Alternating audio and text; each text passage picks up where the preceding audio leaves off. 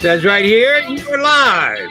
We are with you guys right here on Bird 365. You got your Mac and Mac guys, John McMullen and Jody McDonald, with our start of our second 100 shows.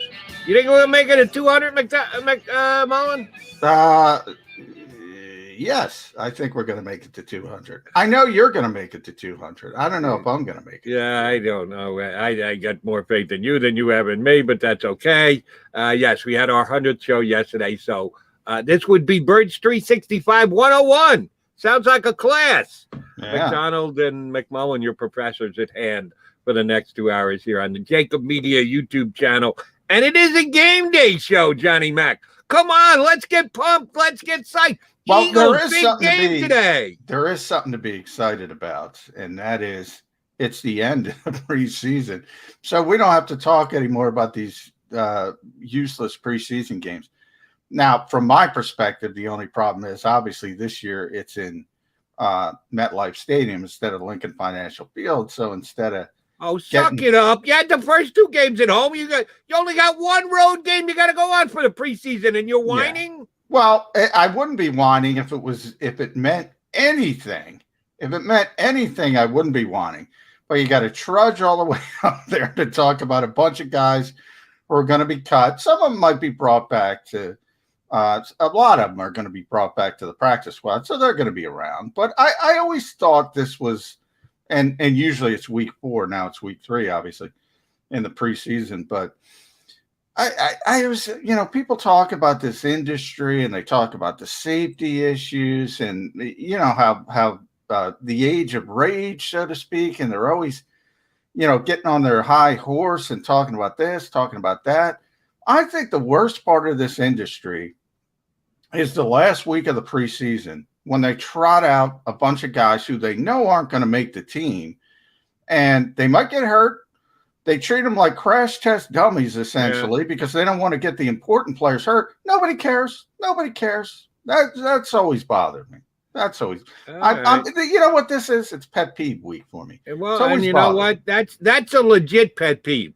You're whining about going up to New Jersey Turnpike for the Jets. That's very legit. Seeing as you're getting paid to do it, I'm actually paying to do it.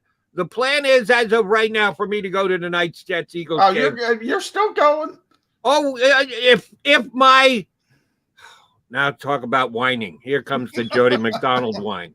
Shortly after today's show, some 2 hours from now, I will have to prep, gargle, do everything else. I've got a dentist appointment at 11 o'clock, and I'm having major dental work done. So depending on what good – drugs they give me for pain purposes, I'm having teeth removed. It's actually oral surgery. Will determine whether I am actually going to the game or not. I've got the tickets. My daughter's planning on going. She said, you got to make a call by 2 o'clock, Dad. If not, I can rustle up a friend. So she's going to go. Somebody's going to use the tickets tonight. Is it going to be me? To be determined yet. I don't know. But if I do go, I'll be drinking Diet Coke. Yeah, you should be tapping out right now. Just say, yeah, thanks. No. See, I want to see. This is the difference between you and me. You got to do it like granularly every single day and be on top of everything. I try and do it close to what you do, but I know I can't. But I'm going to just relax and have fun. You're going to actually have to go and take notes and write a column, whatever. I could actually go and have some cocktails if I wanted to. And that may be the eventual result because my daughter is driving. I'm not driving. But I can just relax and take it easy, enjoy watching backup third team, fourth guys who are going to be on the street tomorrow beat the snot out of each other in the second half and decide who wins, the Jets or the Eagles. And that's it. I get it. Maybe it is fun from that perspective. And obviously you're a Jets fan, so it means a little bit more just to see people in that uniform in MetLife Stadium. And I get that part of it. But man, if I had any issues whatsoever, I mean, if I had an appointment at, what'd you say, 11 o'clock? Yeah, 11 o'clock. And you're trying to make a decision by 2. Now that's way too close. I'd be like, you know what? Maybe next time. No, I want to go. I haven't been to a game yet. You've already been to 2. Now, you worked them, but I haven't been to a game. And by the way, last year, remember, COVID season last year, how many games did Jody McDonald attend? That would be a goose egg, not a zip, zero, zilch. You went to games all last year. I haven't been to a football game in close to 2 years. But damn straight I want to go. Is it a game, though? Yes, it's a game. They're both going to have on uniforms. They're going to hit each other. They're going to light up the scoreboard. It is a game. All right.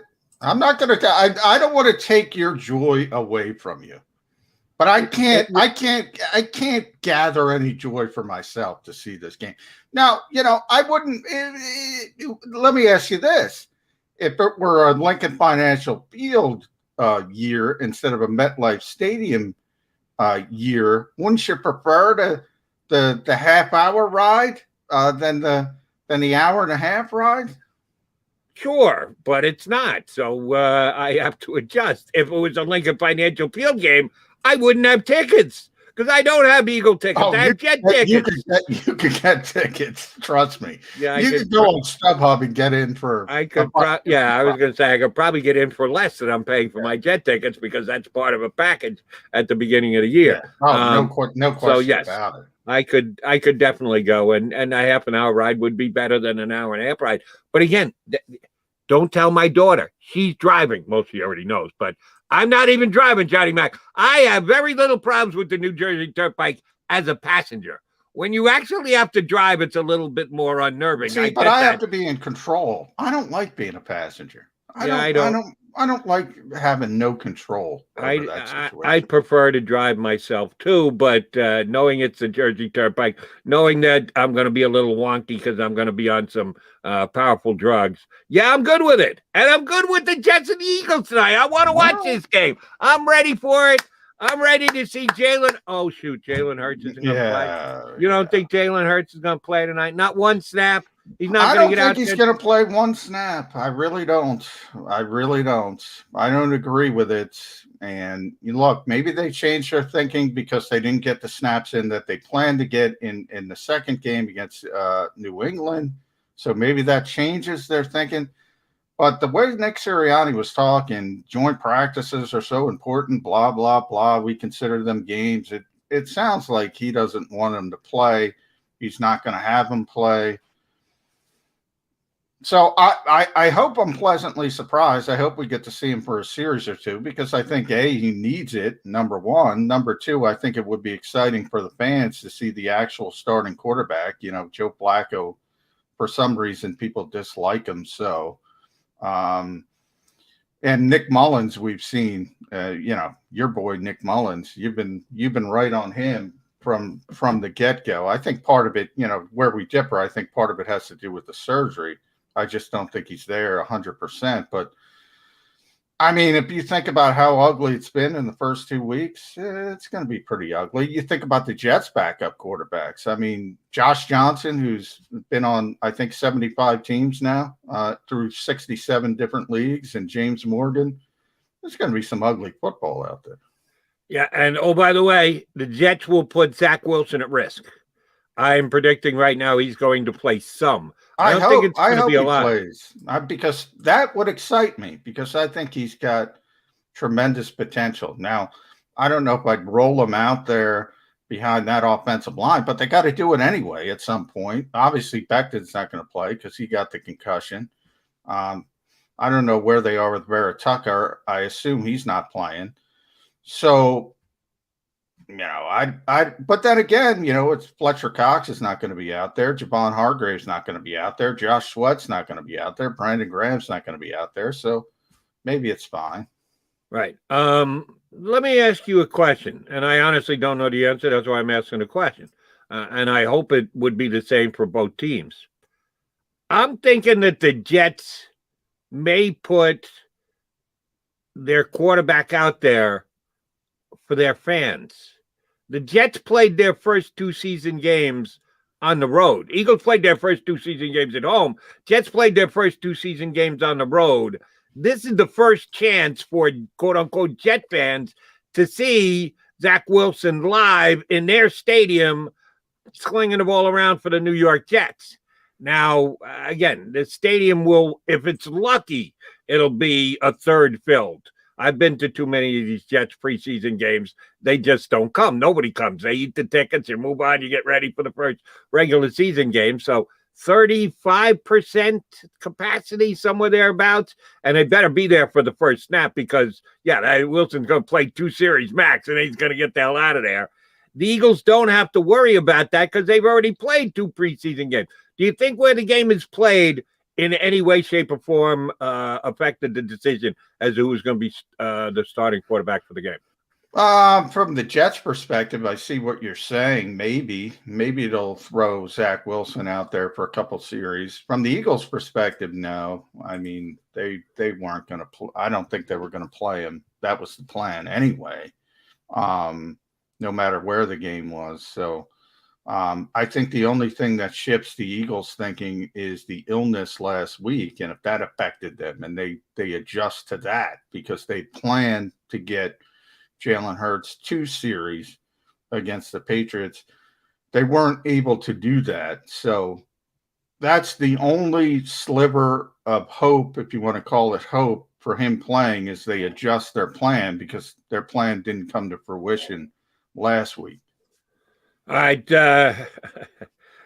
This should be an interesting answer. The Eagles are going to have X amount of snaps. So we're talking about percentage here. Who knows how many snaps they have.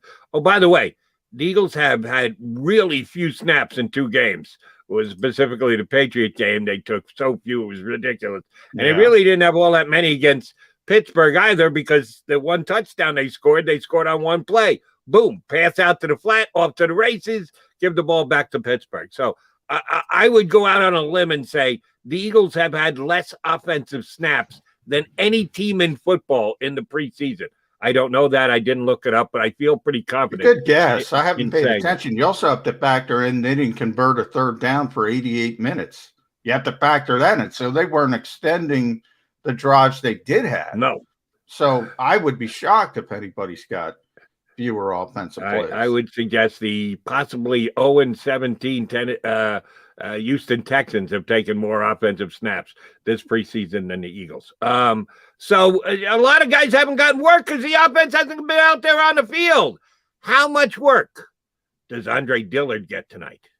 Oh, he gets plenty of work because he's he's lost the starting job, even though Nick Sirianni won't say it. So backup's got to play. So he's going to play a lot. And, there's 2 reasons for that. You also want to showcase him for the rest of the league and hope to maybe spin him off or something at this stage of the game.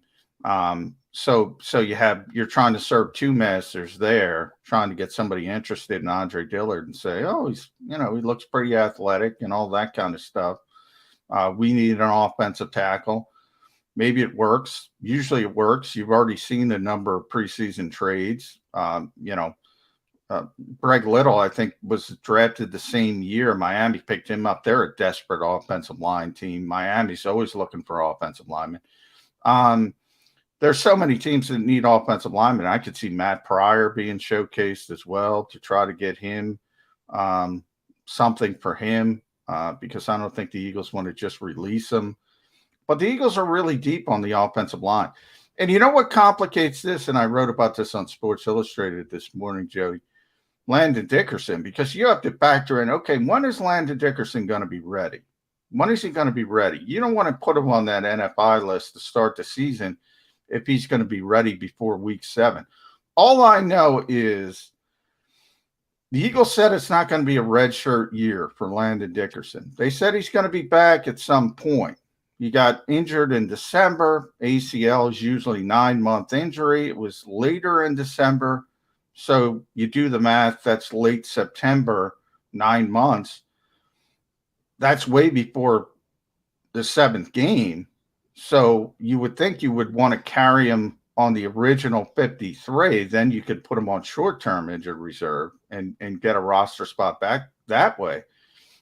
So they have to factor that in. And if they have to keep Dickerson, I know they want to keep Brett Toth. People don't think about him, but he's played well. He showed versatility. So they're either going to go 11, 12 offensive linemen if they have to keep people like Dillard and Pryor and they can't trade them, or they got to move them. So that's one of the more interesting probably narratives of this game, if you can call that interesting. And oh, by the way, and you can just dismiss this if we want, and I hope that I'm woefully wrong about this, but Landon Dickerson's a rookie. How many practices has he had so far? That would be 0. none. Zippity doodah. So even when he's going to come back, how many weeks do you have to have him practice before? And I know he's not going to start. If the Eagles are healthy along the offensive line, then all he is a backup guy, so you can take your chances there. But what happens if one of their, it was shocking? Would it be shocking if Brooks got hurt or if Lane got hurt or if Sayamalo, who's been injured this preseason, got hurt? Of course not. So not only do you have to have him ready to just get into an NFL game, but maybe start and play an entire NFL game. How do you do that with a guy who hasn't had a rep of practice all preseason long? Well, you can't. I mean, he's got to ramp up once he gets back, once he's cleared. He's got to practice for a couple weeks, you would think, at least, before they would feel comfortable putting him in there. You're right, though. Right now, they want him just as an interior backup because they've tried late in training camp. Nate Herbig, played really well at guard last year when he was forced into action. They tried to move him to center at the end of this training camp. It has not worked out well, to say the least. So all of a sudden, you start to say to yourself, Luke Jariga didn't work out. He got waived injured. Do you want to move Isaac Sayamalo to play center? The Eagles think he can play center, but Jeff Stoutland doesn't like moving parts. So if Jason Kelce goes down, the best case scenario for them now, I mean, Jason Kelce plays through everything. So you're not going to have to worry about anything. That guy hyperextended his elbow. I thought he was out for the season. He didn't miss one play. You guys missed one play. It was the play before halftime. He went into the locker room. You thought, okay, he's done for the season. He's back out there for the second half. His arm couldn't move. He's still out there playing. So I don't think you have to worry about it. B, you do want Landon Dickerson out there as a potential backup for all three interior positions because he's got so much talent. But I said the same thing with Devontae Smith. Any young player, you're going to have hiccups. So people think they're going to hit the ground and they're going to be superstars. No, you're going to have hiccups. There's a growing phase that they've got to go through, and at least Devontae Smith has had some practices this year and actually played in the game, actually caught a couple of passes. Landon Dickerson is showing off his fancy clothes on the sideline. Yeah, his tractor clothes. Hey, more power to him. He's a Southerner through and through. He's got to get used to playing. If you're 6'6", 330, you can wear whatever you want. Nobody's going to say anything. And oh, by the way, it has been hot. But Landon, guess what? If we do need you in December, it's going to be a little cold. You're going to have to cover up just a little bit. All right, Johnny Mac, one other point I want to get to before we hit our first break. And we're hoping to get Barrett Brooks here in the first hour. We don't know. Haven't been able to lock him in. But Barrett may be joining us here in hour number one. Howie Roseman, we talk about him all the time, although Howie hadn't done anything other than cut the roster down from 90 to 85 and then 85 to 80. Big week this week coming up where they got to take the roster all the way down to 83. And this is usually the time of the year that Howie Roseman strikes and finds an Eagle player that they consider a core player. Either contract is up or an extra year to go and we get an extension done and it's team friendly. He hadn't done that once this offseason. There's not been one player that the Eagles have extended who they had on the roster previously that they had gotten either via trade or via the draft or signed off the scrap heap. No extensions yet from Howie Roseman. And they've got some very legitimate candidates in Dallas Goedert and Mailata and Josh Sweat. Why hasn't Howie gotten an extension done this offseason? Well, number one, they have issues from a cap standpoint. So that's number one. We all know they're not going to have a lot of space until after this season. The second part is I think if you look at the players individually, particularly Josh Sweat, Jordan Mailata, doesn't make a lot of sense for them to sign extensions because they haven't done enough in the past to where they're going to get the top of the line sort of money. And they both have upsides, significant upsides that if they play, 15, 16, even 17 games, they're going to cash in a big way. And their agents are telling them that. So you focus in on Dallas Goedert. That's what we've been talking about for months. ESPN evidently did a story on it, so now it's real to people, even though this has been going on for literally weeks and weeks and weeks, and Dallas Goedert himself confirmed it. They're trying to work out an extension. That one makes the most sense because he's got some proven things in his background. People know he's a good player. There's still upside. And then you look at the market and say, okay, the Patriots kind of set it with the 2 tight ends they signed. You have George Kittle at the top. So you have sort of the framework where you go right in between there, right in between the Hunter Henrys and Jonnu Smith and then George Kittle. You're not going to get as much money as George Kittle. And that's where the Eagles know it's going to land. That makes sense for Dallas Goedert as well because it's a very good player, but he's not George Kittle. And that's the easiest one to get done. So if one is going to get done, it's probably going to be Dallas Goedert. All right, let me ask it to you this way, and then we'll get our first break in. Slotting in as per comp salaries to other players at their positions, and even the cap situation to the Eagles in. And you're right, they've got cap issue. They don't have a lot of flexibility when Carson Wentz dead cap money comes off the cap next year. They'll have a lot more flexibility. Just ranking them as players, how would you rank those 3 guys? Now, there are 3 different positions. I get that, but I was going to give you the top 10 list from the NFL this week. They're going to reveal their top 10 players. I've been watching it on Sunday nights on the NFL Network, and it's different players from different positions, and it's just fun to see how they fall in line in ranking. So that's what I'm kind of asking you to do here. Rank those 3 guys for what they're going to do in their next 5 years of their career. Mailata, Sweat, and Goedert. Well, I think right now Goedert would be ranked number 1 of that group, but it's interesting because I think the other 2 have higher ceilings as players. So I think ultimately they could be better. You said 5 years down the line, they could be better 2 or 3 years down the line. So that's sort of like what you're weighing. I think if I'm the agent of Jordan Mailata, if I'm the agent of Josh Sweat, okay, you haven't done enough yet, but you have this amazing ability to get to this level. That's why I tell them to bet on themselves. If you're the agent for Dallas Goedert, I'm going to say this is a great deal. If you can get in between Henry and Smith and George Kittle at the top end, take it. And that's long-term security. Very good player. So right now it's Goedert 1, Sweat 2, Mailata 3. If you're talking upside, it's probably Mailata 1, Sweat 2, Goedert 3. Right. What I'm talking is projection over the next 5 years. Not today, not how you would just rank them as per their accomplishments in their career so far. What kind of production you think you're going to get out of them over the next 5 years was how I specifically asked the question. Yeah, well, then I would say if you're going to ask me, I would lean towards Mailata, but that's what makes this stuff so difficult. You're all when you're talking about contract extension, not just one factor comes into it. Your past comes into it, your current plays into it, and the future plays into it, and hopefully you evaluate it correctly. And that's where Mailata and Sweat haven't proven as much as Goedert at this point, so they don't have as much leverage, but they do have the leverage of understanding what they are as potential players, and if they trust themselves and if they bet on themselves, they might cash in. You also factor in the position as well.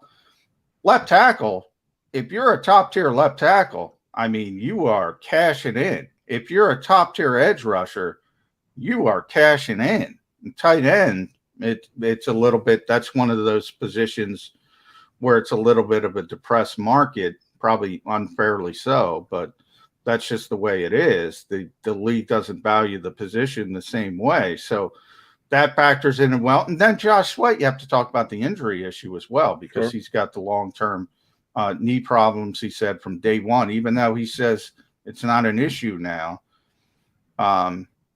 He told me day one he got here. I still remember he's never trashing the knee brace, he said. I'm always wearing this knee brace because there's always going to be a concern. Now, obviously, he wants to play that down because he's in a contract year. But the Eagles know that better than anybody. They know that's a concern. So all of these things factor it in. I think Mailata has the potential to cash in the biggest of all if he plays well this season. My ranking would be Mailata 1, Sweat 2, Goddard 3, because you are talking about that ceiling, and this is assuming Howie does a decent job in the negotiation. None of the three of them are going to stay here on a hometown discount because they just love the Eagles and love the city of Philadelphia. They're going to get paid. But they might take a little bit of a hometown discount. It's always a little bit. Remember, if you didn't take any kind of hometown discount, nobody would ever play for anybody except, the Florida teams and the Texas teams. I mean, if they're looking just for every single cent they can get, the taxes alone would take you to Florida and Texas. So teams always get a little bit of a hometown discount. For somebody like Jordan, because I know how much he respects Jeff Stoutland, and I know how much he respects the Eagles for giving him the opportunity and then developing him. I think they will get a little bit of a hometown discount when it comes to Jordan Mailata. Give you one more name to put on that list. Tell me if you think the Eagles will or should be talking to him. How about Singleton? Who you, me, and who was on with us yesterday? The show's just one into the other. Bo Wolf. All kind of agreed that he could be the Eagles' single-season all-time leading tackler with adding the extra game. I think it's 129 tackles. If he gets that this year, most ever by an Eagle in any one season. He gets that, he's going to get paid next year, too. Would you try and get a deal done with him if you're Howard Roseman? We talk about upside. I don't think his upside is near those three other players. So again, you're always willing to do business if you find a team-friendly deal. Alex is always sort of trying to overcome these hurdles. We always talk about the pedigree and where he came from and what he's gone through to make it to the NFL. But I would say tackles, nobody looks at it. What little spoiler, we're going to have Ryan Paganetti on the show Monday morning. He was Doug Peterson's game management coach, and he was an analytics guy. Nobody looks at total tackles and says, "Oh, I'm going to pay that guy." That's just not the way the NFL is anymore. And you could tackle a guy 7-8 yards down the field, be very active. It's not helping your team. Now, I think Alex is a very good player. This team doesn't value linebackers. We know that, no matter what they say. So it's probably an easier deal to get done.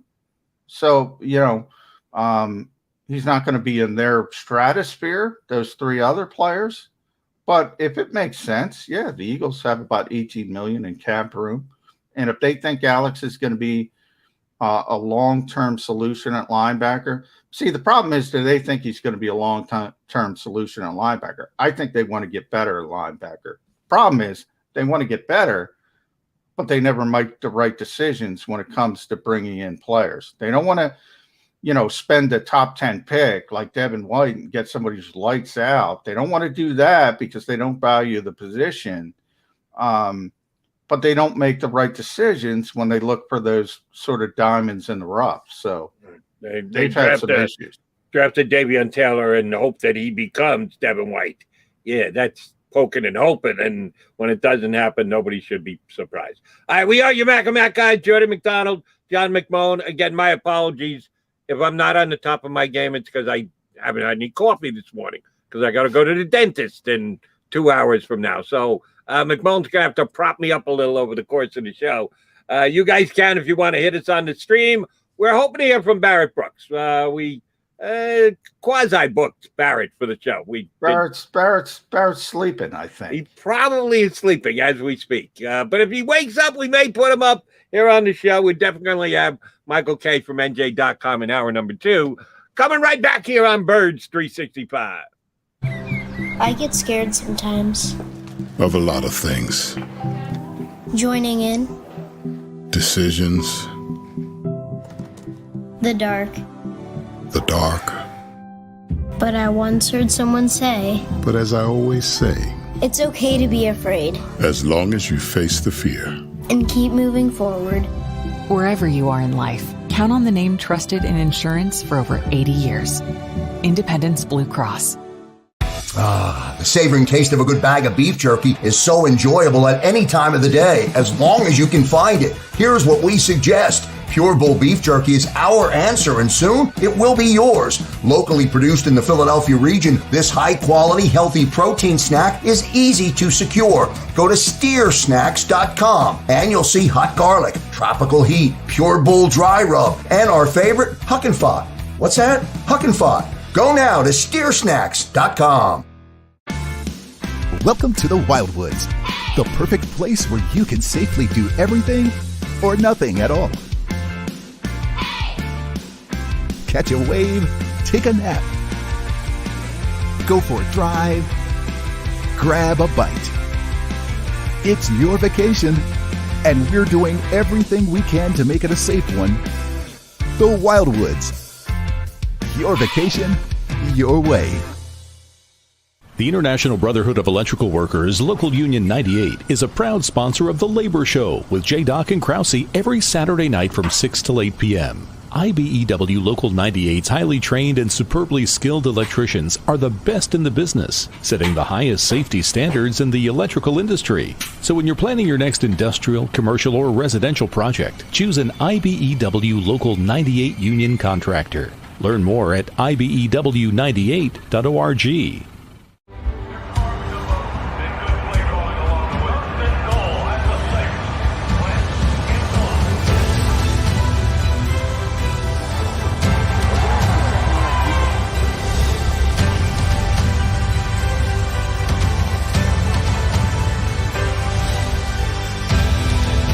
Field of life, First Trust Bank is there for you.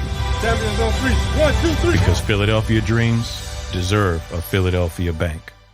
This is a key. It's a family tree. It's a pair of wings. It's a secret handshake. And a ticket to anywhere in the world. It's more than a uniform. It's the door to a world most people only dream of. There's Strong, and then there's Army Strong. Try it on at GoArmy.com.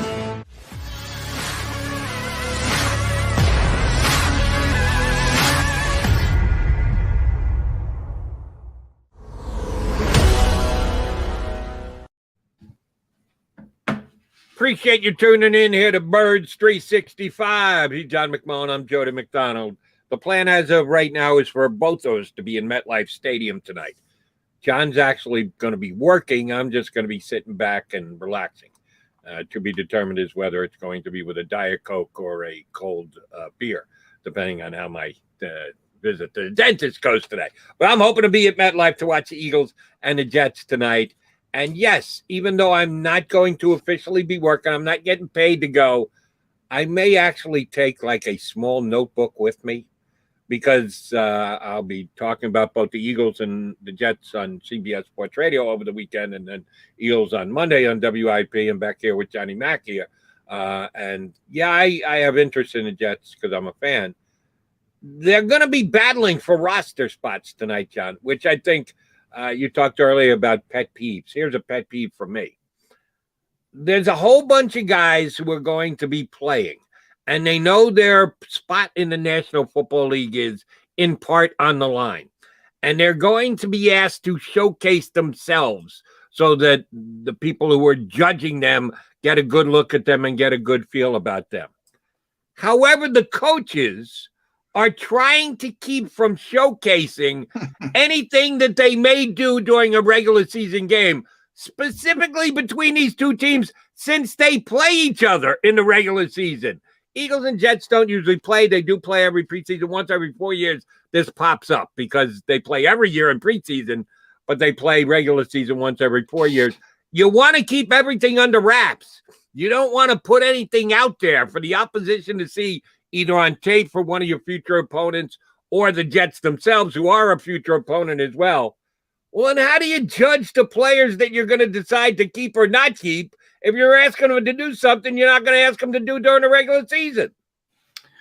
Well, I think the evaluation is the easiest part of preseason. I think, scheme part of it is, and by the way, Nick Sirianni was very honest about this, so I give him credit. When people were downplaying, and let's be honest, fans of a particular team will downplay poor play in the preseason when there's poor play, and when there's great play, they'll think, oh, wow, this team's going to be great. That's just natural part of being a fan. The Eagles have obviously played very poorly with the lights on. To Nick Sirianni's credit, he has not downplayed that. He has pointed out, look, we're not showing anything, but either is the other team. So this is sort of mano a mano. This is sort of like one-on-ones in practice if you want to look at it in a team environment. Okay, yeah, we're not scheming. We're not game planning. Either are the Patriots. Either are the Steelers. So if it's second team versus second team or third team versus third team in the second half, and you're getting whipped by their third teamer, that's easy to evaluate. So when you start talking about the starters and the guys who are going to play who aren't playing anyway, then maybe that factors into it a little bit more. But even I'll use the young receivers as an example because they played in the first half. You got to see, you got to see some poor route running, to be honest, from Jalen Reagor, unfortunately, against the Patriots. That's a concern. You want to correct that. I don't think there's as much concern over Devontae Smith, but we talked about it. You saw some drops. I think the Eagles think it was just probably nerves or, first NFL game of that nature, and that'll correct itself.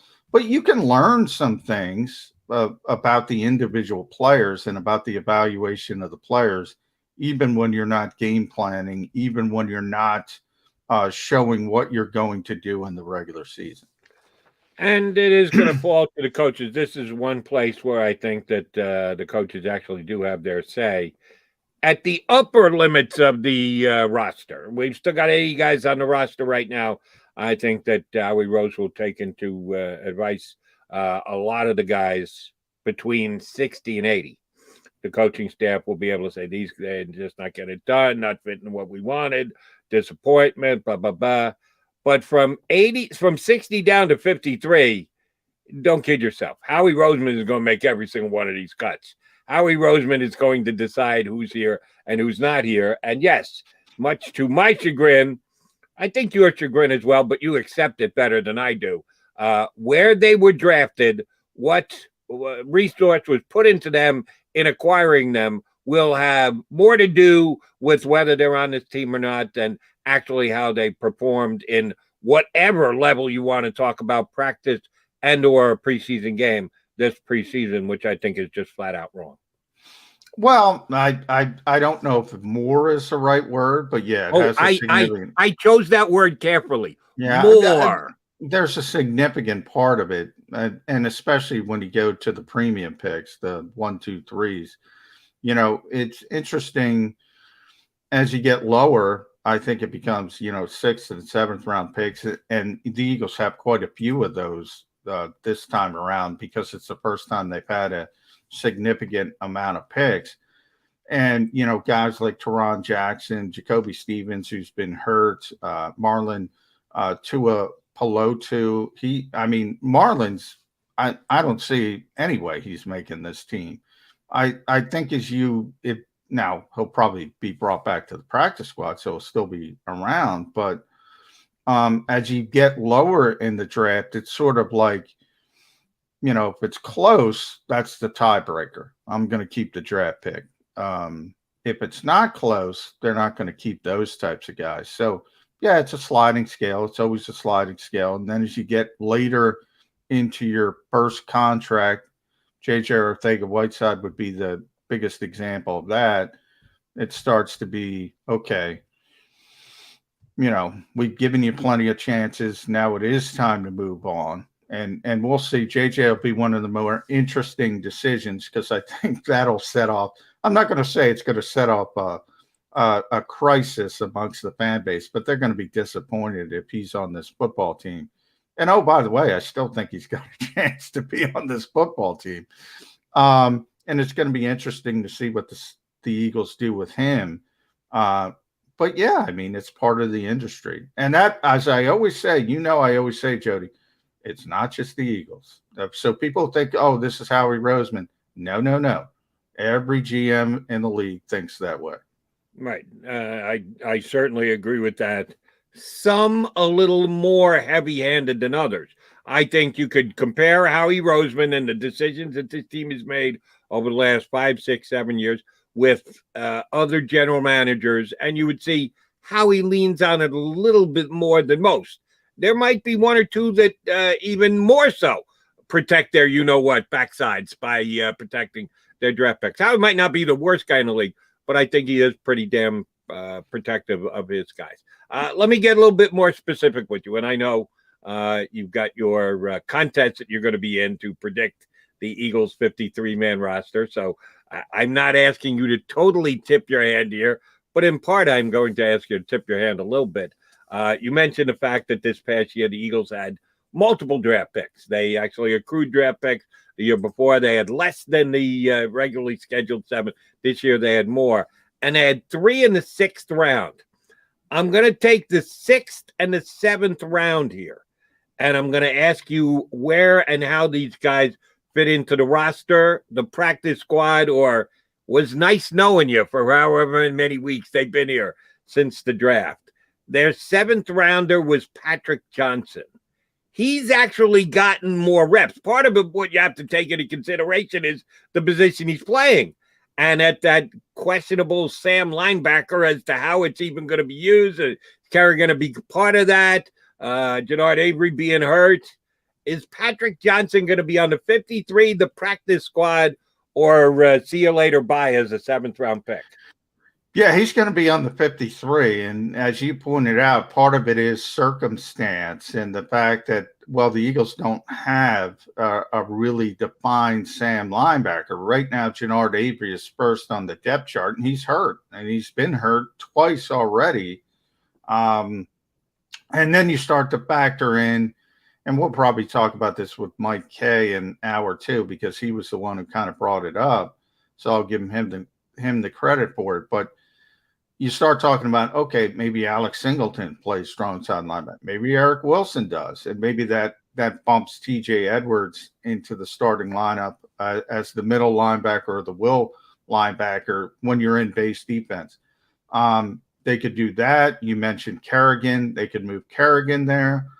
But ultimately, I think Patrick Johnson has shown enough that he's going to be on the final 53. And it's interesting because I know you're going to go to the 6 rounders, and that's not the case with any of the 6 rounders.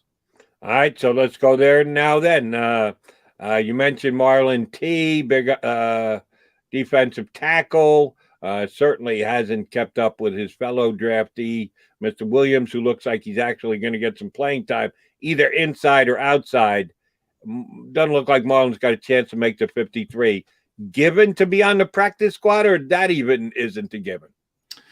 It shouldn't be a given, but I think it is a given. I think they'll bring him back to the practice squad. Now, here's a guy, and I don't want to pick on Marlon, but I guess I'm going to pick on him a little bit. I mean, here's a guy. You look at what the Eagles have at defensive tackle. So, you're really good. Fletcher Cox, Javon Hargrave started. Milton Williams is listed as a defensive tackle, but he's that versatile guy. He's going to play outside, inside. He's obviously a big part of the plan. Then you have 3 other defensive tackles who have played much better than Marlon: Hassan Ridgeway, T.Y. McGill, and Raekwon Williams. Now, with T.Y. McGill and Hassan Ridgeway, they're sort of those vested guys where you can play those roster games we talked a little bit about with Bo Wolf yesterday. So you could cut those guys at the 53 and bring them back in week 2, and you don't have to guarantee their salary, where if they're on the roster for week 1, their entire season is guaranteed. So they could play sort of that kind of roster game. But even in that case, Raekwon Williams would probably deserve it more than Marlon. So this is the one, believe it or not, from what we were talking about at the beginning of the segment, Jody, Howie Roseman keeping draft picks because of pedigree. It's only a 6th-round pick. But if Marlon is on the final 53, that it's not a meritocracy. That's completely about draft status. Completely. Right. And I don't see how that can possibly happen. Oh, if it does, yes, you and I will be discussing it Wednesday here on Birds 365. How did this guy make the roster? All right. How about Taron Jackson? I'll be honest with you. He's a guy who I have not been able to get a grasp on. We don't have coach's tape. We don't get to see exactly what is expected on a player on every single play and how they're evaluated. And like the coaches surely do, and that's going to decide Taron Jackson's future. He hasn't made any plays in the preseason games for me. He hasn't been woefully out of place on any of the plays in the preseason games for me. I don't go to practice. You go to practice. How has Taron Jackson performed as per the expectations of a 6th-round draft pick? Well, it's interesting. I think this is the opposite of Patrick Johnson in a lot of ways, because as we explained with Patrick, he's at a position where there isn't much depth. And what hurts Taron Jackson is, okay, defensive end might be the deepest part of the Eagles team, the deepest part. You have Brandon Graham and Derek Barnett, Josh Sweat, Ryan Kerrigan, and Milton Williams, as I said, plays as much defensive end as he does defensive tackle. So, he's up against it from just a number standpoint. He's not going to beat out any of those 5 players. So, no, he's not going to make the final 53. He'll probably be put on the practice squad. You'll get him through waivers. But I think what you said is correct. He hasn't been bad, hasn't been good, hasn't flashed. Just a young player. You put him on the practice squad as a developmental guy. You have a lot of depth at that position. I don't think he's done anything poorly. Like, I think Marlon has played poorly, to be honest. I don't think Taron Jackson has played poorly, hasn't played well either. It's just been sort of there.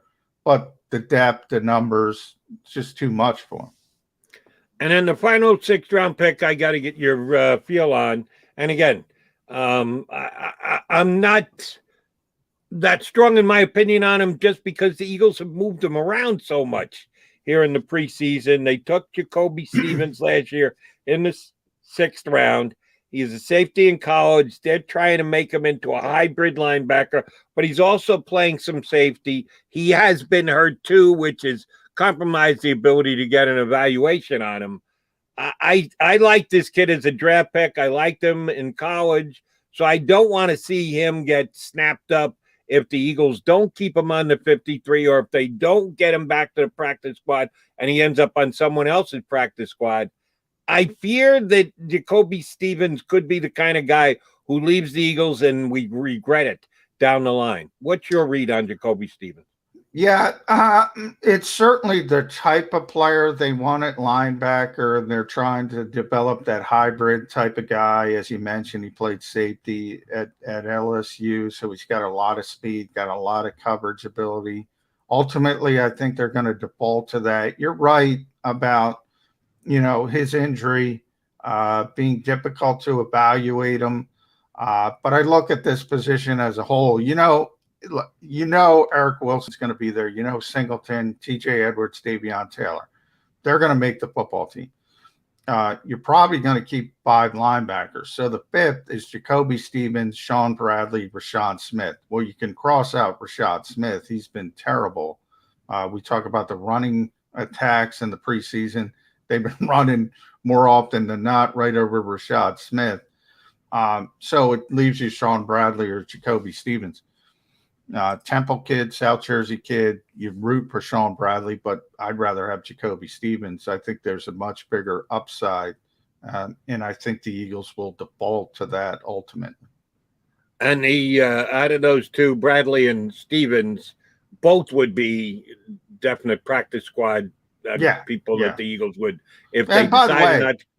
I think, I say this every year. There's this old that, people say, and I don't know if this is true or if it's an old wives' tale, but, women, God bless them, get pregnant It's terrible for them.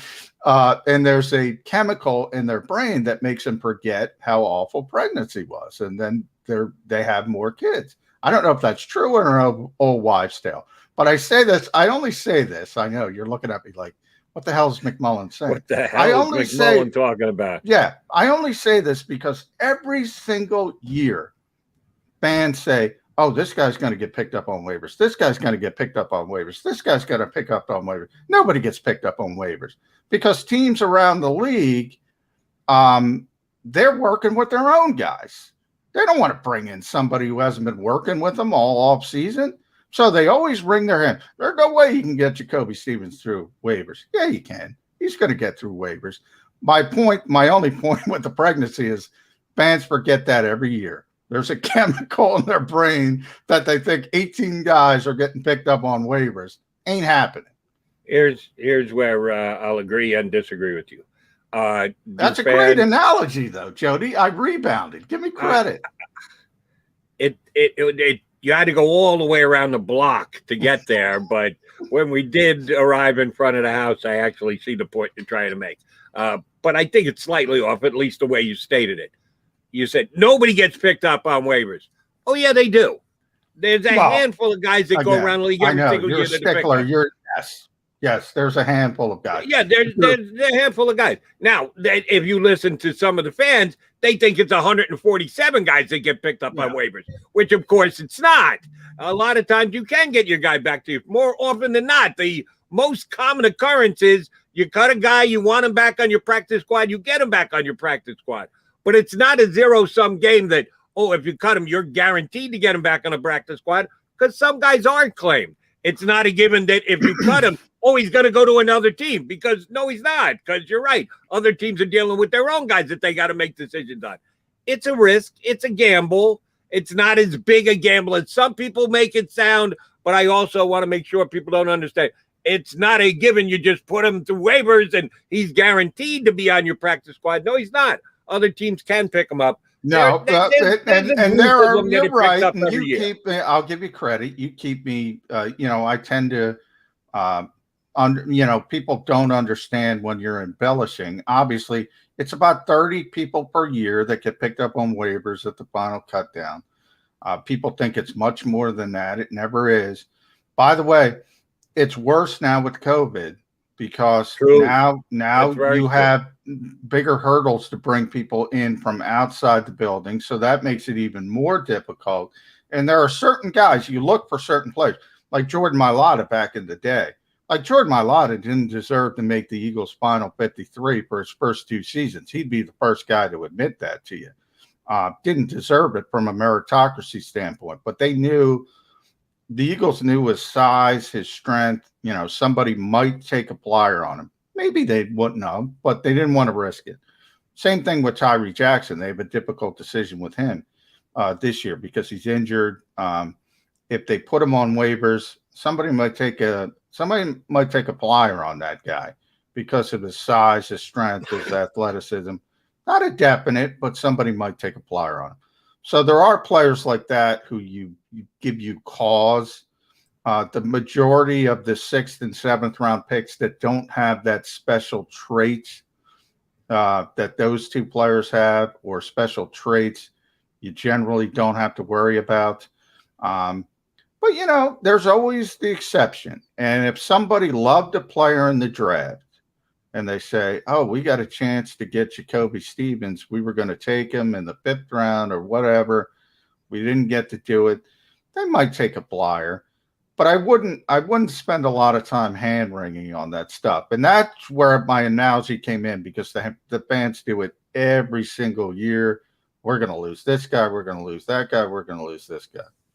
But I do think JAKIB Stevens is one of those who fall into that group of, it's a maybe. It's not a given. If you put him out there, I guarantee you he's going to be with another team. Wouldn't go that far. I also wouldn't guarantee you that he's coming back to your practice squad. He's one of those guys in the group that I would say is a maybe. That if you put him out there, if you expose him, if you give another team a shot to claim him, they may just do it. That's why he's an interesting case. Speaking of the fact that there won't be as big a turnover this year as there have been in years gone by because of the virus, and I know full well I risk the ire of the streamers here because I'm going to bring up a COVID point, and the streamers don't really like when you do that. They like you to stick to blocking and tackling. Did you see this morning, John? That someone from the union actually suggested that the reason that COVID vaccinations are not mandated for players in the National Football League is because the teams have never asked for it. That in collective bargaining agreements with the players, with the union, they have never asked for mandated COVID vaccines. And that's why there aren't mandated COVID vaccines. You're kidding, right? I've been told the league did ask for a mandatory vaccine. According to a major rep in the union, they said the league never actually asked.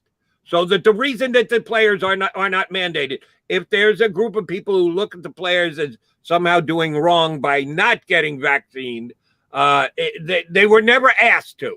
The league never suggested to them that it should be mandatory. No. The league never asked. So it's on the league. So anyone who has a issue with a player who hasn't gotten a COVID vaccine yet, don't look at the players union, look at the NFL itself. And they're saying this with a straight face. Well, I mean, look, and we always say it, and we battle back and forth at times about semantics. My guess is this would be semantics. I know the league wants a mandatory vaccine. From the players' union perspective, you knew they weren't going to agree to a mandatory vaccine because their job is to fight for players, even crazy players. If people think certain players are crazy for not doing certain things, they still got to fight for them. Maybe it just comes down to miscommunication, but the league wants a mandatory vaccine, and I don't know what else to say. I mean, the NFLPA can say whatever they want. I mean, the league wants a mandatory vaccine. They know they can't get it. I think that's where it comes down to. Right? Did they really have to actually broach it or bring it up? There is a possibility that the league knew that there was no way the players would accept. Oh, they know that. They know that. Right. So they didn't bother bringing it up. But do you have to do that stuff just to get it off the table? Well, you like should. When the players are doing a collective bargain. Well, we would like 85% of the revenues. Well, no, you're not getting 85%, but you have to put it on the table so that you say, hey, we asked for 85%. Did the NFL actually have to say, we want to mandate viruses for the players to go, and that's not happening? And I won't, because I didn't see what the NFLPA rep said, but it's not collective bargaining. Collective bargaining was already completed under the CBA. So that's number one. Number two, there was no reason to ask for it back when that was completed. Nobody knew this was coming. So that to me is meaningless. So post-COVID, they've had all these negotiations that are technically not collectively bargained. You're just manipulating the already agreed upon collective bargaining agreement. At that point, I'm sure the NFL said, look, if we do this, and by the way, it's not working anyway. I think, there's so many breakthrough infections, not only in the NFL, but in society as a whole. We're going down the route. They're already asking now we get tested twice, once every 2 weeks, vaccinated people. And I'm in that group that we have to get tested every 2 weeks. Now they're trying to make that once every week. The league and oh, by the way, good for the league. And you guys are not being treated any differently than the players. The players who have been vaccinated have to be tested every other week, and they want to move them up to once a week as well. So if they're doing it for you media guys, what's good for the goose is good for the gander. They should hold you to the same standard. But the union actually wants testing every day again. So it is a little bit of a weird sort of cachet. You would think the union would approve mandatory vaccines. Instead, they want testing every day. The league wants mandatory vaccines, but they don't want testing. It's a cluster, Jody. We can curse here. It's a clusterfuck. And this was on Pro Football Talk this morning. NFL Players Association president, the president of the Players Association, JC Treader, insinuated earlier I love this JC, week, but take his words with a grain of salt. Okay. I'm just saying. But he insinuated earlier this week the NFL never sought a vaccine mandate for their players. The Browns center added, "It's the NFL's choice on the mandate." He actually said that's a quote unquote, the NFL's choice on the mandate that they not mandate players. He said that with a straight face, Johnny Mac. Well, I'll tell you why that's a dumb quote.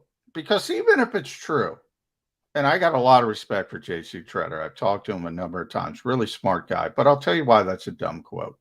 Because even if it's true, even if the NFL didn't ask for it, and I don't believe that's true, but even if we stipulate it's true, okay, now they could ask for it. And you just said it's an NFL decision.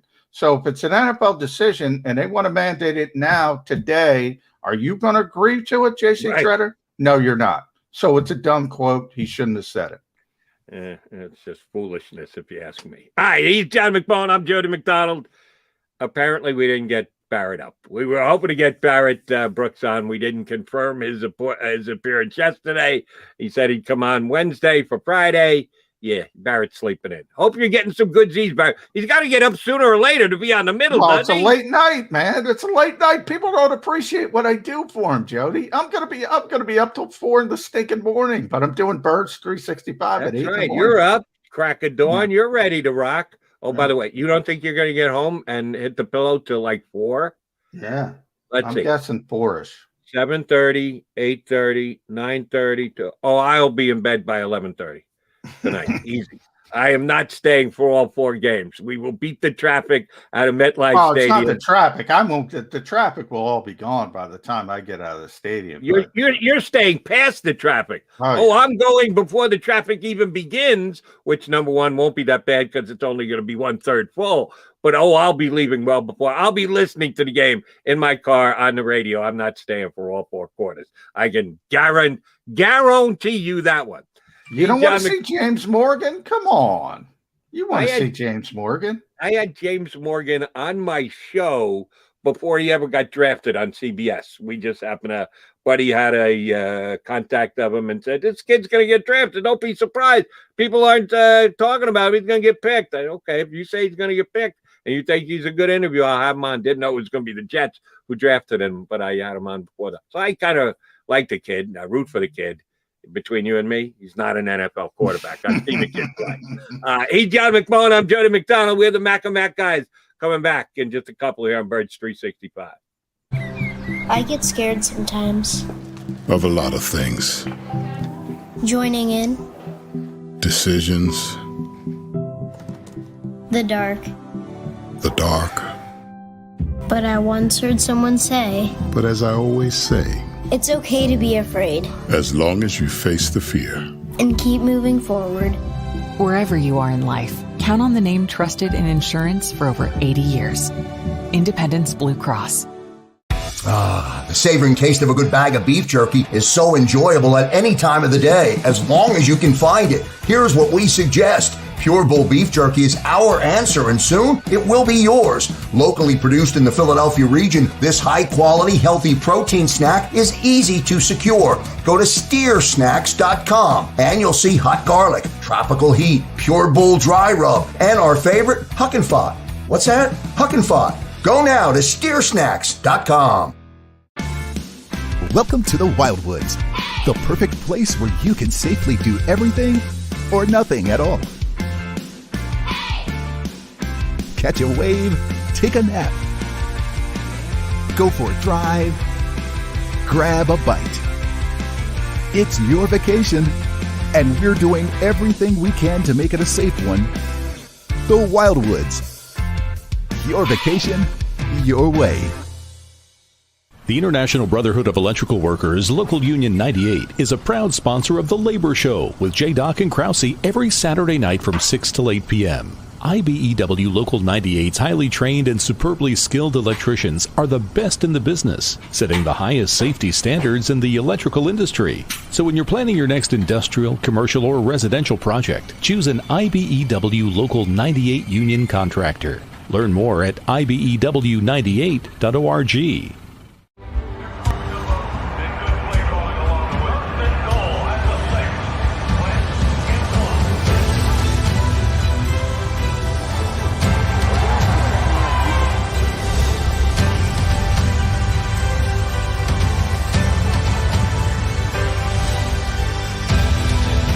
Field of life, First Trust Bank is there for you.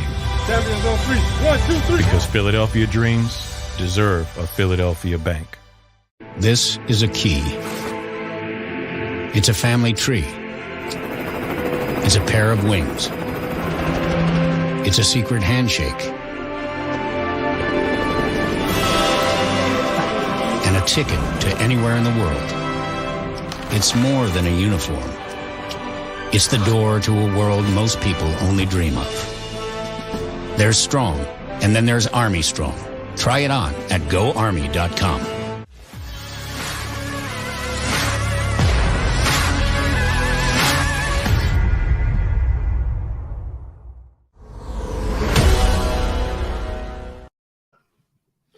We are the Mac guys here on Birds 365. Jody McDonald, John McMullen, Michael Kaye, NJ.com is going to join us coming up in about 15 minutes from now.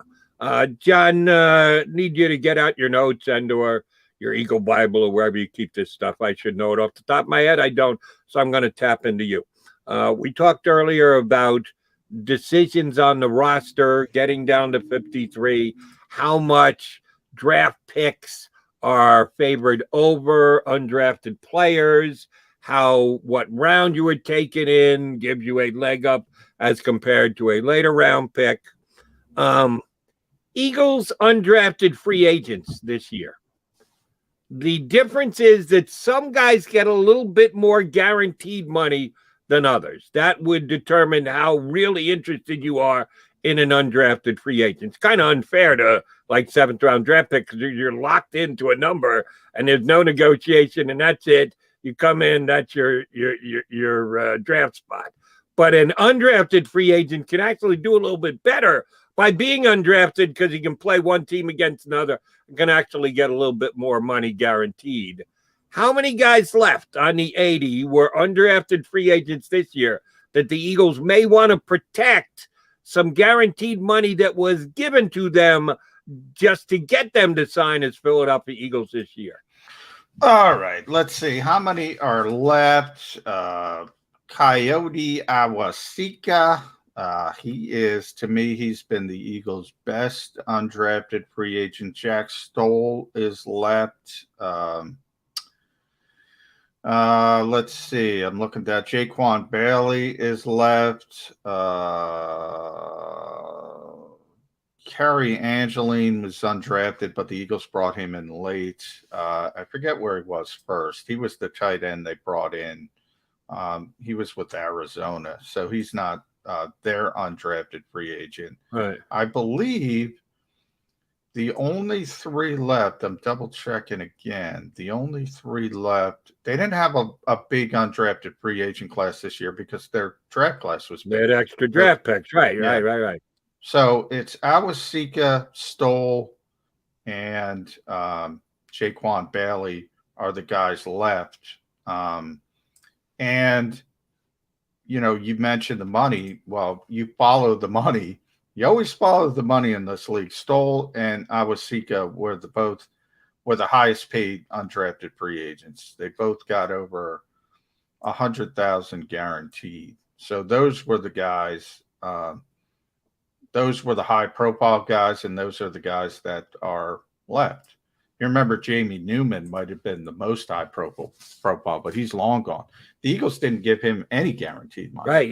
He got no guaranteed money, which was really telling. And then sure enough, he lived up to his reputation and run out of camp within 2 weeks. Yeah. Yeah. Either of those two guys you mentioned off the undrafted free agent list going to make the 53.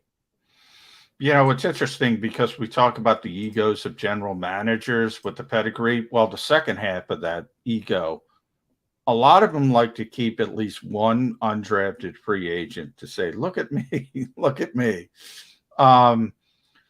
So I think you look at Coyote and Jack Stoll as potentials. Now, Coyote plays offensive line. He's been good. He's been really good for an undrafted free agent.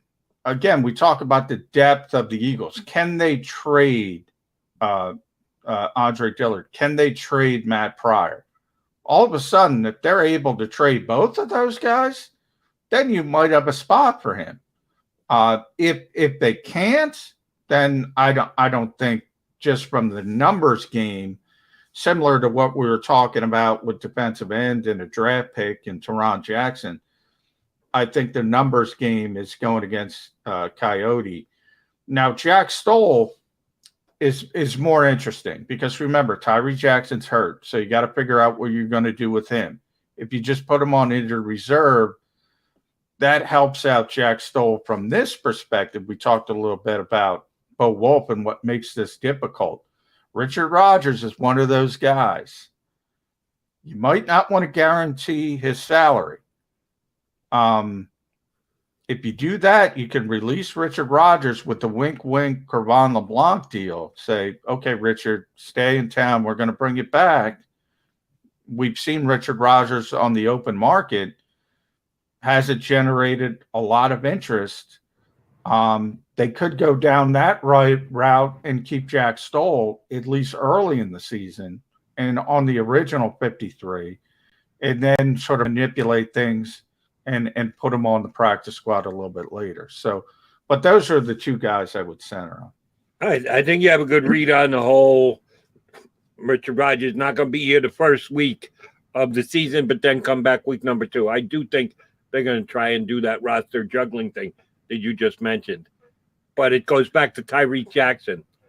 You made a point either earlier this week or the week before, whenever Tyree first got hurt, that if you do go full season IR, then you're done. You cannot, not only can you not come back and play, but you're not allowed to work out with the team. You can't take part in team practices. You can continue to work out at the facility and get your conditioning back and do all your rehabbing, but you can't be part of the Eagles in practice. And that is a learning curve and a tool, certainly for a player like Tyreek, who's changing positions. You'd love to have him as part of the team so you can get every bit as much coaching as anybody else. But it does. It makes your roster maneuvering that much more difficult. Which way do you think they're leaning with Tyreek? We know he's going to be on IR. The question is, on the 53, short-term IR, ability to come back, or just shoot the moon and go full-term IR now? This is the most difficult decision I'm weighing. I can't figure out what they're going to do. The injury's long enough to say where you might shut him down for the entire season. On the other hand, if you value him, and I think they value him, maybe you do want to get that kick started. I do want to add in that once you're into regular season mode, practice is not as important from a developmental standpoint. Guys like that are just running scout team essentially. So I don't know how important practicing is, other than the stuff you can do on the sidelines and things like that. And then you just restart things in the spring. Now, the easiest, we've been talking about trades on the offensive line. The easiest answer to this is trade Zach Ertz. That's still in play. We've stopped talking about that. It's probably, I agree with you. You're shaking your head. I agree with you. If there's a desperate team out there, it might happen. The Eagles would be by the way, open we will agree there is no desperate team right now. As we sit here this morning, this hour, time, there's no desperate team. Yes. So the only way a team becomes desperate is if someone gets hurt in the next 48, 72 Not even hours. 48. Remember, Teddy Bridgewater didn't get hurt in a preseason game. He got hurt in a practice. You don't know when it can happen. This is a vicious sport, man. Roster cut downs. Well, I guess you're right. No. You can trade afterwards. Yeah. I mean, look, you're right. Odds are he's not getting traded. Odds are Zach Ertz. Again, that was their whole point. They're counting on the Teddy Bridgewater situation happening again. It's probably not going to happen, but you just have to put that caveat out there that it's a potential. It would make things easier for the Eagles when they're talking about tight end position. But ultimately, I think you're right.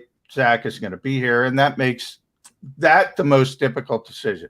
What are they going to do with Tyree Jackson? I would keep him on the 53. That's me personally. I think they might put him on injured reserve. So that's kind of what I'm weighing. Well, if he's on the 53, it's only till Tuesday, and then they're going to move him to a minimum short-term IR. Yes. So it's a given. So they're going to be able to bring somebody back, but somebody needs to be exposed. And although I was somewhat confused with the John McMullen tying decisions on whether guys can make it through waivers to women being pregnant and forgetting that they didn't enjoy being pregnant. I'm still trying to figure that one out, wrap my head around it. But I don't think you have to sweat it in this case. All right, quickie timeout. Well, very inventive, Jody. I want to hammer that home. It was a very inventive analogy. Yeah, but it was borderline obnoxious for our female listeners out there. I know right now on the stream we got how many? 143 guys, and then we'll have that many thousands more who will go back and download it afterwards. Yeah, and we're watch going to it get after Mike the fact. Kaye on here, and this is the percentage of women. But of this percentage of women that listen to us, I think about this percentage were offended by what you said, buddy. That's just a case, just a guess on my part. It's not the first time. It won't be the last time. But it wasn't offensive. It wasn't meant to be offensive. It wasn't meant to be. But I surely believe it could have been taken that way if, and I'm not even a woman, so what the hell do I know? People are too sensitive, Joe. He's John McMullen. I'm Jody McDonald. Two sensitive men here with John Birds. 365. We'll come back. And a third sensitive man, Michael Kaye, our buddy from NJ.com, is going to hop aboard. Birds 365. I get scared sometimes. Of a lot of things. Joining in. Decisions. The dark. The dark. But I once heard someone say, But as I always say, it's okay to be afraid. As long as you face the fear. And keep moving forward. Wherever you are in life, count on the name trusted in insurance for over 80 years. Independence Blue Cross. The savoring taste of a good bag of beef jerky is so enjoyable at any time of the day, as long as you can find it. Here's what we suggest. Pure Bull Beef Jerky is our answer, and soon it will be yours. Locally produced in the Philadelphia region, this high-quality, healthy protein snack is easy to secure. Go to steersnacks.com, and you'll see hot garlic, tropical heat, Pure Bull dry rub, and our favorite, Huck and Fod. What's that? Huck and Fod. Go now to steersnacks.com. Welcome to the Wildwoods, the perfect place where you can safely do everything or nothing at all. Catch a wave, take a nap, go for a drive, grab a bite. It's your vacation, and we're doing everything we can to make it a safe one. The Wildwoods. Your vacation, your way.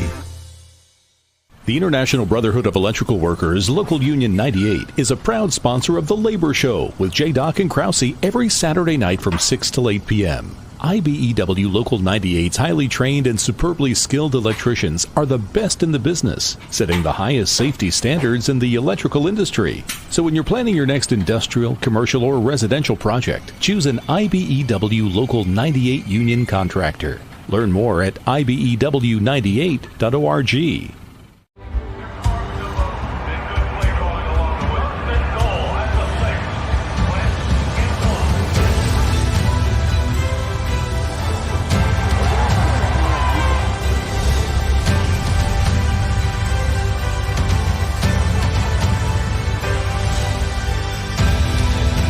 Field of life, First Trust Bank is there for you.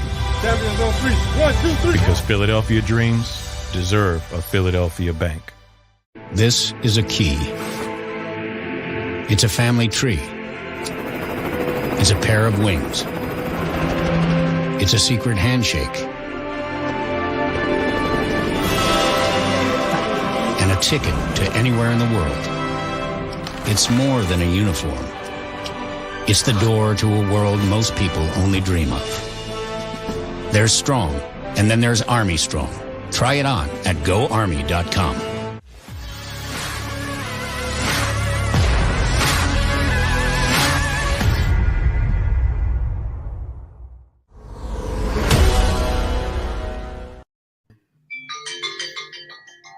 Hey, oh, that's a new Yeah, sound. we're getting welcomed in by Mike. Is that Kay's Michael ringtone. Kaye? I like Is it. he, what are you getting? A call? You got to take a call before you hop on with us, Kaye?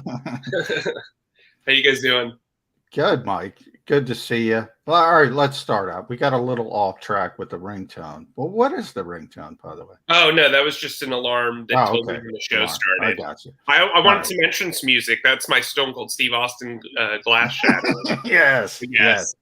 I got Matthew McConaughey. All right. So I like it. Obviously, week 3 of the preseason, we're going up the Jersey Turnpike. All 3 of us. Jody might be there. Might be there. As a fan, drinking, which you guys will not be allowed to do. Sorry about that. I don't know. Never seems to stop John. I don't know. I might sneak. Will not confirm or deny.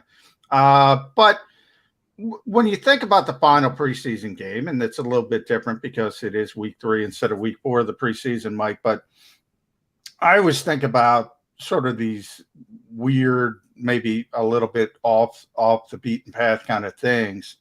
And one of them is, who are you going to hide? Who was that player that you want to get?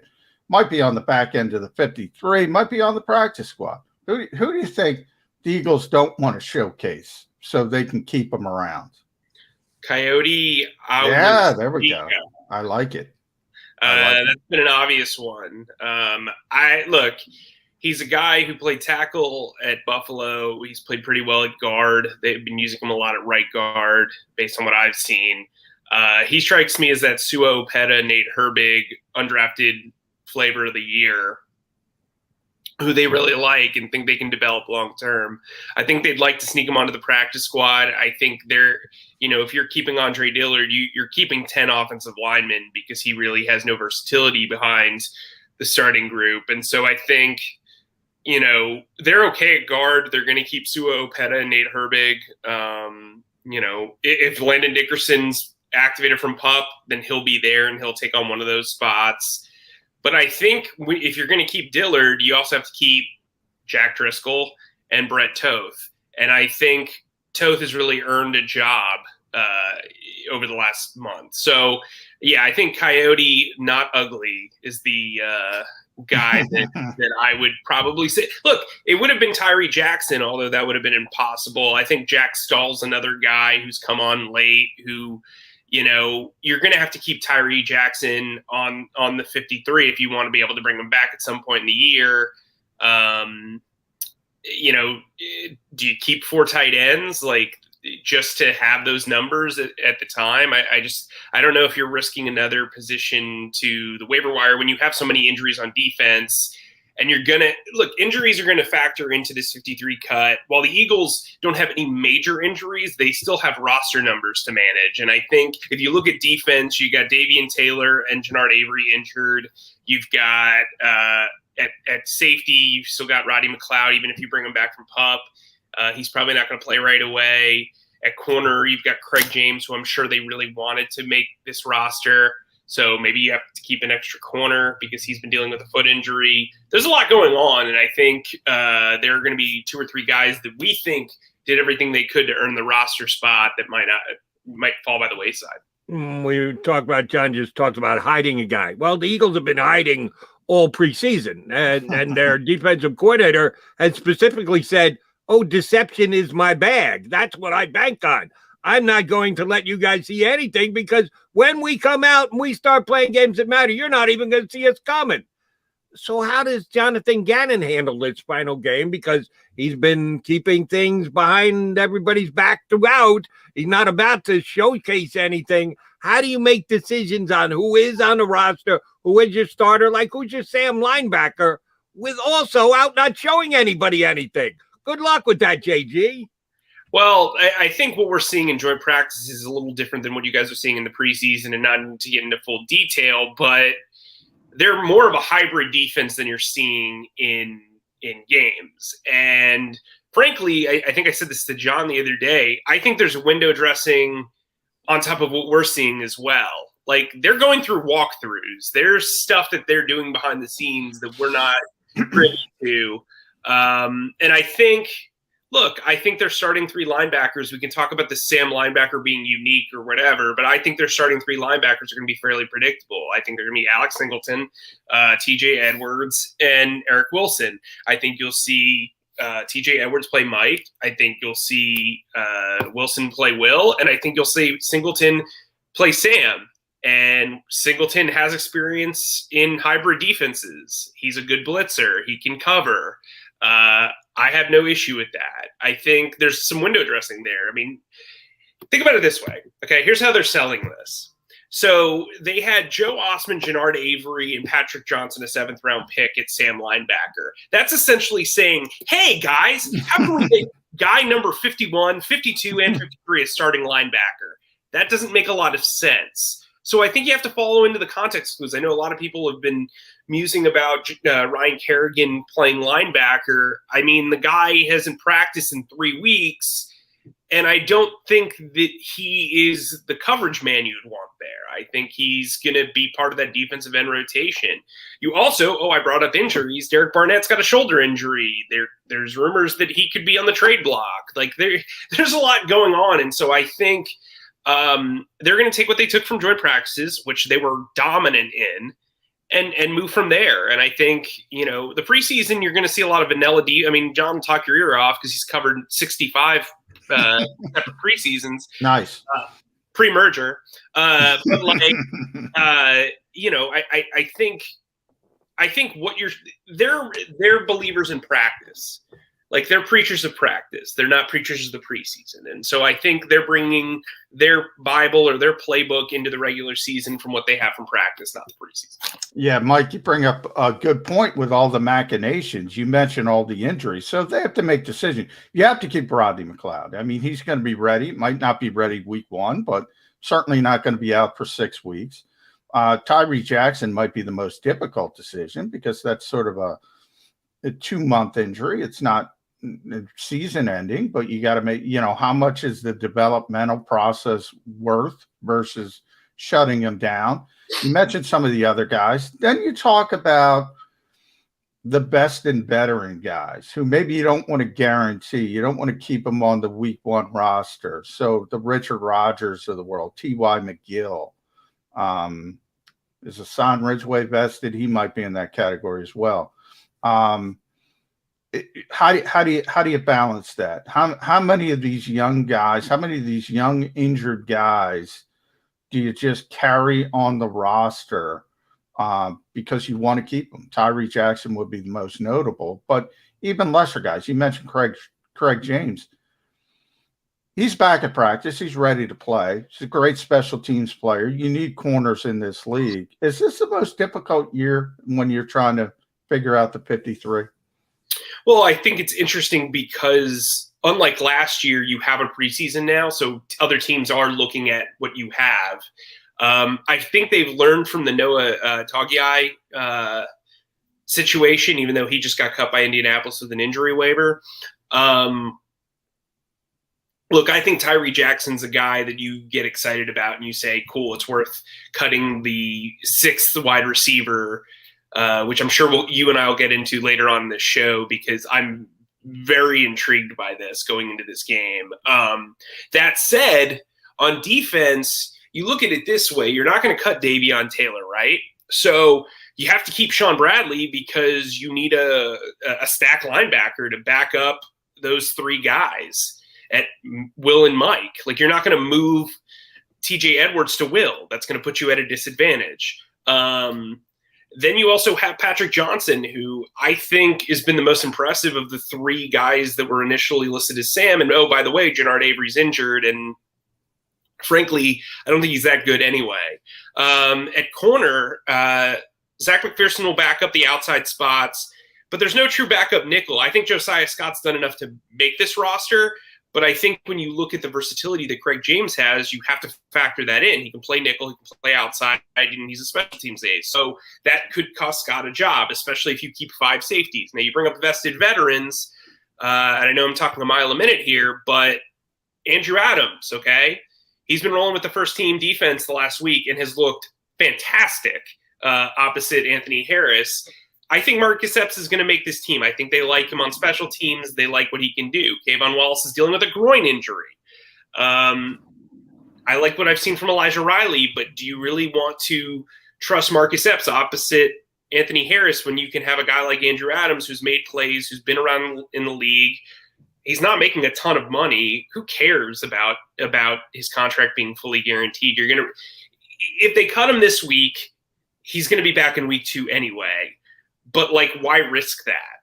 You know, what if a team has a safety injury somewhere else and they're like, hey, guy, we'll give you the number 3 safety job. You just got cut by the Eagles who thought you were the 5th guy. You know what I mean? So I don't think that makes a ton of sense. He was their first signing. They went out of their way to sign him. I think he's going to stick around. I think when you look at trying to maneuver the vested veteran stuff, I think McGill, Hargrave, and Rodgers are your guy. I mean, in an ideal world, you'd be able to cut them all and bring them all back the next week and do a full service oil change after week 1. But I just don't be cute. Don't be cute. I think, you know what I mean? Jody knows what I'm talking about. Yeah. Like we've seen this before where the Eagles get cute. They got very lucky with Crevon LeBlanc last year. Yeah. That he didn't sign elsewhere. Because I'll tell you this, he had a ton of interest. And he's a loyal guy, and he stayed loyal. And also something you have to consider, too, is the waiver wire. I think this is going to be the most active waiver wire in the history of the league. Like, normally you see about 30 guys get claimed. This is going to be upwards of 60. Now, see, here's where I disagree with you. Okay. Jody and I have talked about this. COVID protocols. Right. I think it makes it more desirous to keep your own guys because you have that whole ramp up period to get people out of the building. I think if anything, it should make the waiver wire a little bit less busy. So I'm going to create some great radio for you guys, and I'm going to argue with you and tell you you're not correct. There are 12 days in between week 1 and the final cutdown deadline. There's a reason for that. It's so that people can do their research. They're going to be sharing medicals. It's just like when we talk about the combine. You and I talk about it every year. Teams share medicals. It's a known fact. But I do think COVID protocols will be highly, taken into account. But when you look at the numbers, it's going to be hard to. I think every team's going to claim at least 1 or 2 players. That's what I'm saying. That's how you get that number 60, right? Okay. I think it's weird that we haven't seen an August trade from Howie Roseman because that is really his thing. I got it last year because last year there's so much unknown.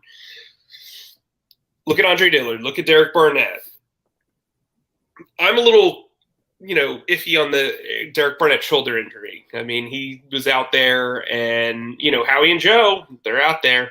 But I think, those are the 2 names to watch that are legitimate names that could factor into the roster buildup because now Howie, after this, the Eagles are at an advantage, by the way. They have the early preseason games. There's still preseason games to be played on Saturday and Sunday. They can spend the next 4 days shopping whoever they want. They could also cut guys early and try to sneak them through the waiver wire. So I think Howie's going to be extremely strategic here. He hasn't really made a lot of moves. The only guys that they've brought in are local dudes who know that they're camp bodies, I'm pretty sure. And so he's been very patient. And Howie likes to sit and wait and then strike, and there's like a flurry. And I think that's basically what's going to happen here. I think it's going to be an exciting weekend for Eagles fans. The one thing I think you need to keep in mind, Michael, you're right. There's an extra amount of time build up before that first game that gives you the ability to get past whatever COVID issues you have to. However, and I know it's the case with the Eagles, they figured out exactly how they're going to spend every minute of available practice time during those 2 weeks because they didn't practice all that much leading up to this final preseason game. So whatever hour and 20 minutes they're going to spend each day in practice that you guys aren't going to be able to watch, Nick Sirianni's already accounted for it. And I think every other team has as well. So, yes, there is a little bit more flexibility just getting a guy in, but they're going to be working on things, and they're going to need that to get ready for the regular season because it was only 3 preseason games rather than 4. So it isn't like they're all going to be sitting around for 2 weeks waiting for the first game. They're going to be implementing things they're going to be putting in practice, and that if the guy's not ready to do it, that is a hindrance. Counterpoint. You can raise 2 guys up from the practice squad to fill in the spots of the guys that are learning the system. So you could say, let's say you claim an offensive lineman and a corner. Those 2 can be inactive the first week. You're going to raise up Kayvon Seymour and Rosh Piersbacher from the lineup to fill in the numbers. So that's what I would say. That's my counter. Okay. There's more flexibility as per the rule. Yeah, there is. Those guys are in the system. Since you went there already, we'll let you go there. Wide receiver position. Yeah, you sound very intrigued as to how they're going to handle the cut downs for the wide receiver. Tell us why. Yeah, I think we need to be honest here. I've been at all 17 practices. I watched all of these guys. Quez Watkins, Jalen Reagor, and Devontae Smith are a very good trio. After that, bunch of replaceable talent. Greg Ward, mostly just a slot receiver, replaceable player. Really good guy, really good story, good leader, cool, whatever. Travis Fulgham has dropped a lot of passes this summer. I know there have been back and forths about, hey, he's been playing better than you think he is, or whatever. That's not true. He's not had a good summer. I've been covering football for almost, professionally for over a decade. I know what a drop pass looks like. So he's a guy who I think will make the roster. He's a good special teams player. He's a very good blocker. I think this game's huge for him, for his role. I think he'll be here. But when we talk about role, being that 4th wide receiver is a very important thing in an offensive-friendly system. Guys need time off. Guys need to take a series off. You're going to need to be that next guy. Oh, and by the way, he's the biggest wide receiver on the roster who's probably going to make it. Greg Ward could stick around. He's a guy who's a leader. He's a special teams guy. They like him. He's got sure hands. Awesome. But you get what I'm saying, right? It's like the depth there is kind of like, based on this summer, has not really stepped up, and they've been given every opportunity to step up. Then we get into the 6th wide receiver spot. If they're going to keep a 6th guy, I brought up all those injuries before. That could deter them from keeping a 6th guy, and we have 2 former draft picks that we need to talk about. J.J. Arcega-Whiteside, John Hightower. J.J. Arcega-Whiteside has been given every single opportunity to make this team. They've had him with the first team as the slot receiver. They've moved him around. They've done everything. I've yet to see a reason why they should keep him. John Hightower was injured for like 10 days, missed some preseason action. I've yet to see why you would keep him over maybe a waiver wire claim. So those 2 guys need to step up. Well, all 4 of those guys really need to step up because they're competing for 2 or 3 spots. And you got to be honest here. Like, this is for objective journalists. Like, you can't just be like, well, Travis Fulgham was a great story last year. He's been forgettable this offseason. So is Greg Ward. So is J.J. Arcega-Whiteside. So has John Hightower. All these guys have potential, but if you're basing it all off practice, which is what Nick Sirianni has alluded to, Travis Fulgham and Greg Ward were playing into the 4th quarter last week. So were J.J. Arcega-Whiteside and John Hightower, and none of them caught passes. Like, that's telling. So I think that they're going to have to figure out the wide receiver group. I think they need to bring in a veteran, frankly. Not somebody who's, like, notable, but as I reported last week, they're not going to trade a draft pick for a player at wide receiver. They just don't. They're not going to. They're all in on 2022. They want to compete this year. They think they can compete. But 2022 is their nest egg, and they know it, and they don't really want to trade future assets to just kind of upgrade the 5th wide receiver spot.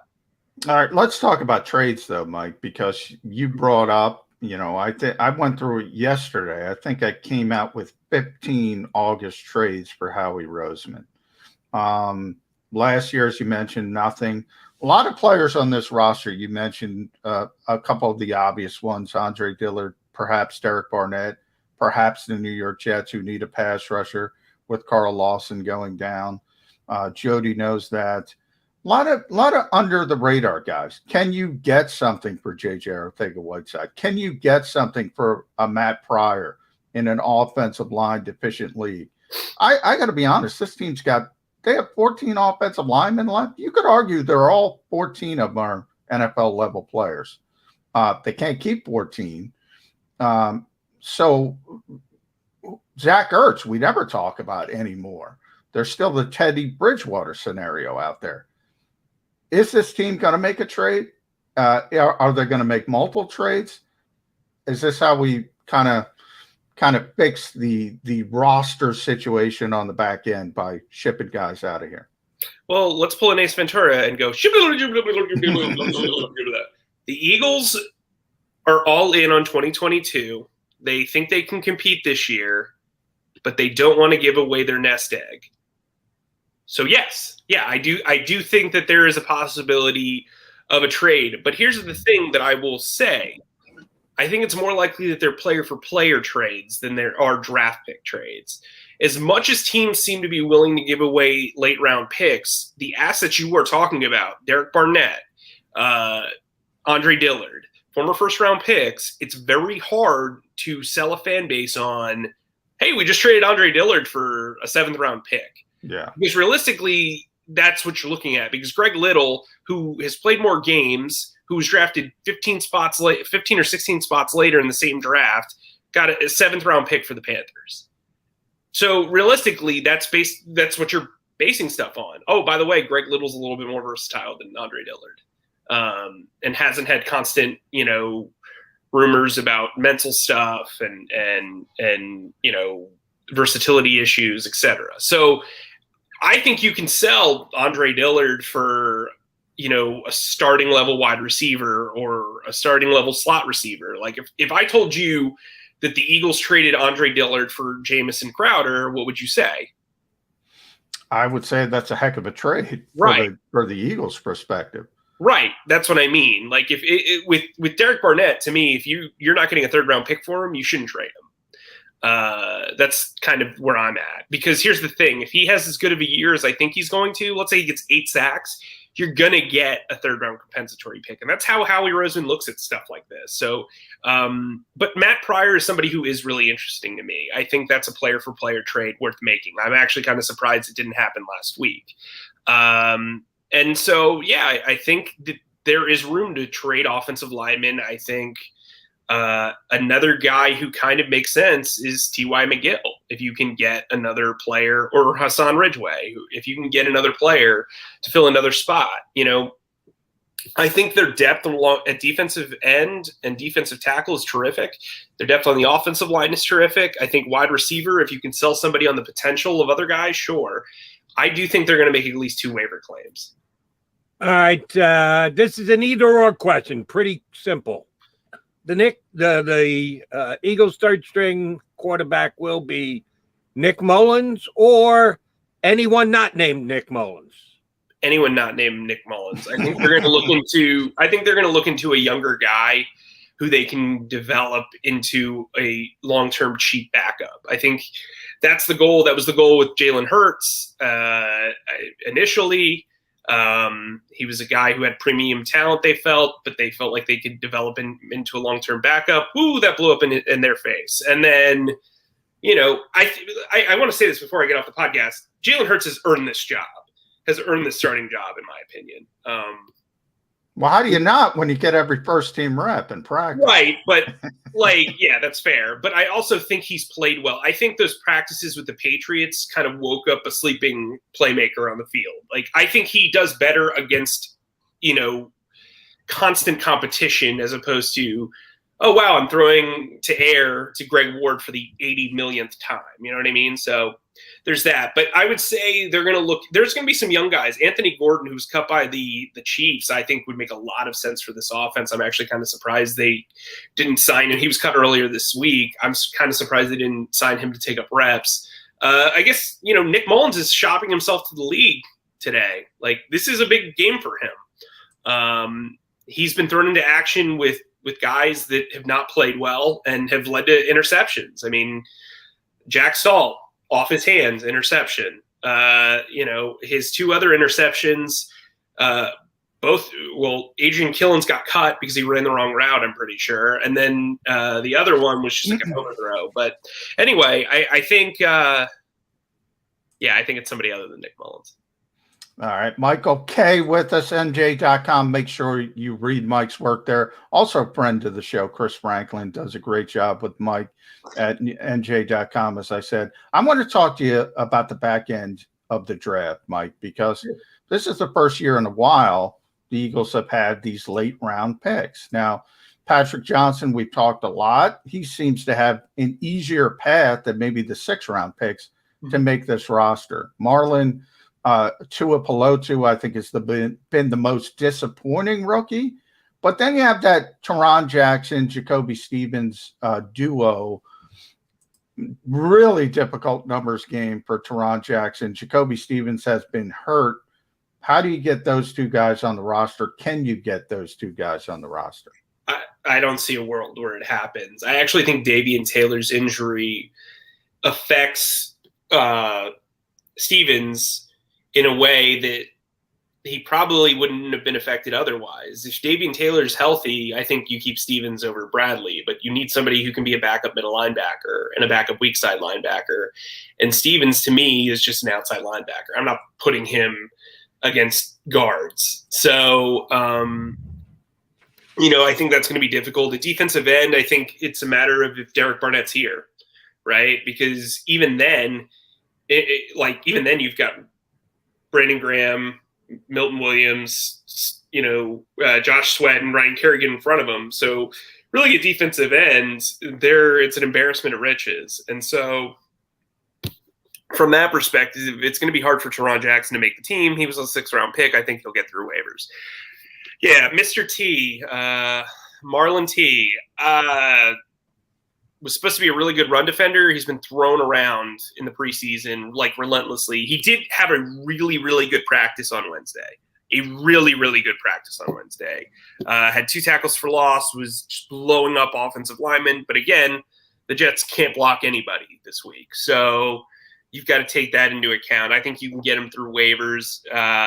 But he's got no shot. And then, talk about Patrick Johnson. I was impressed by Patrick Johnson for preseason game number 1. I had not noticed him at all in training camp before that.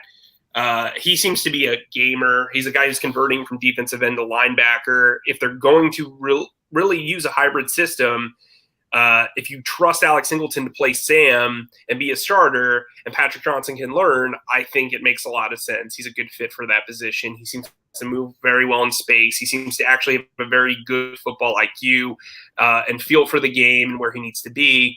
I've been incredibly impressed by him, honestly. I think he, outside of Milton Williams and Devontae Smith, I think he's been the most impressive, consistently impressive since the start of the preseason. All right, this is a key question that Eagle fans want answered. They might not like your answer, but I want you to give it to them just the same. Last year, despite being 4-9-1 going into week 16 of a 17-week season, the Eagles were still mathematically alive. There was absolutely a path for the Eagles to finish out and win the NFC East. Will we be in that same position this year in week 17 of an 18-week season? Because you got to factor in a bye and an extra game. So week 17, 1 week to go prior to the last game of the year, will the Eagles still have a mathematical chance to win the division? No, but they will have a mathematical chance of making the playoffs. Really? Yeah. Are you kidding me? You think that they're going to be in wild card territory? No shot. With that 7th seed? Sure. With that no shot. Seventh seed, the last wild card will have a better record than the winner of the NFC East again. All right. Okay. I want to call it. Yeah. That bet. I think they're going to be very middling. I think you guys are going to be really. I got 8 and 9. I think they're a middling team. That's what I said. I have it between 7-10 and 9-8. I think it's going to be. I think it's going to be a lot like 2016, where they're going to start off really well because nobody really knows what they're doing. They've got a mobile quarterback who's dynamic. They've got really good offensive and defensive line play, and then maybe in that second half, you see the wheels kind of fall off a little bit. All right, the last one from me, Mike, the most important one. I think for all Eagles fans, your early thoughts on CM Punk returning to the world of professional wrestling. Brilliant. I'm done with WWE. No, like, seriously. Here's something that I've said to friends, and I don't know if I've said to you. I think AEW benefits from the DVR era, more than any other competitor WWE has ever had, because AEW has so many different segments and so many different options for programming, and WWE, everything's like a soap opera, so it has the same tone. It's like watching a CW show. You can't really fast forward through it if you like one element of it. So I think the DVR is going to really help AEW close the gap. I think WWE will win because of family-friendly programming, but as somebody who is taking this in as an adult, and my kid's not watching it, I'd rather watch what AEW, the 3 segments I like from AEW. Question on timing with CM Punk. AEW kicked off, 2 years ago? Have they gotten 2 full years? Yeah, I think so. Why wasn't CM Punk part of their beginning? Why did he wait? Why did they wait? I know that it takes 2 to tango, so maybe one wanted to, the other one didn't. Why is CM Punk and AEW just seemed a natural fit from the day AEW was conceived, that he would be there day one? Why do you think it didn't happen that way? Well, why wasn't I on your first 10 shows? Yeah. I think I did. I probably asked you, and you probably said you couldn't do it. From my perspective, and Mike knows Tony Khan as well, and Tony will learn this quickly. This is not an easy guy to deal with, so be prepared. That's why. That's the only reason. Well, I think this too. I think Tony. I remember Tony pitching me AEW like in a bar. Like I genuinely remember him pitching. He goes, "Do you think a wrestling federation can work in Jacksonville?" And this was like, I want to say it was like 2017, and I laughed at him. I mean, it was like in everybody laughed conversation. Yeah. His dad laughed then, right? And so, but he's a guy who thinks so far ahead. He loves it. That's the thing. Like, he's not selling a product; he's selling a passion, and I think. Yeah. Look, you can crash and burn, but like when you look at WCW was given all this money from Ted Turner because he was passionate about it. And then once it became corporate and they sold off assets, it became this joke of a product. WWE has had the same guy running it since before I was born. So like they're 2 different animals. And I also don't think that you need to beat WWE. You just have to. You can't from a monetary It's impossible. Standpoint. Yeah. But a win for them is creating their own sect of a fan base. And a lot of people complain about how they only cater to the indie people. Well, bringing in CM Punk is catering to everyone. Bringing in somebody like Daniel Bryan, who's rumored to be there, is catering to everyone. Chris Jericho caters to everyone. I think Chris Jericho is the most valuable wrestler of the last 20 years. Because of what he's been able to accomplish. Like John Cena is the best draw ever. So is Brock Lesnar. Those are the 2 biggest draws ever. Like you can talk about Hulk Hogan, that's cool, whatever. He had a great run. But Brock Lesnar. Steve Austin, I would argue. Yeah, Steve Austin. Yeah, that's fair. But back then, everybody was good. The Rock was there. Like it was a good product. WWE isn't a good product anymore. It's not. It's a street. I think at the top, it's tremendously good. I think the Roman Reigns is the best in the industry right now.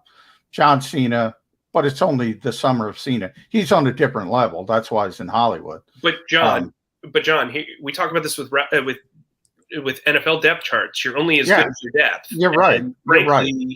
The stuff underneath is terrible. But then I would argue with Tony Khan. This is where Tony loses me.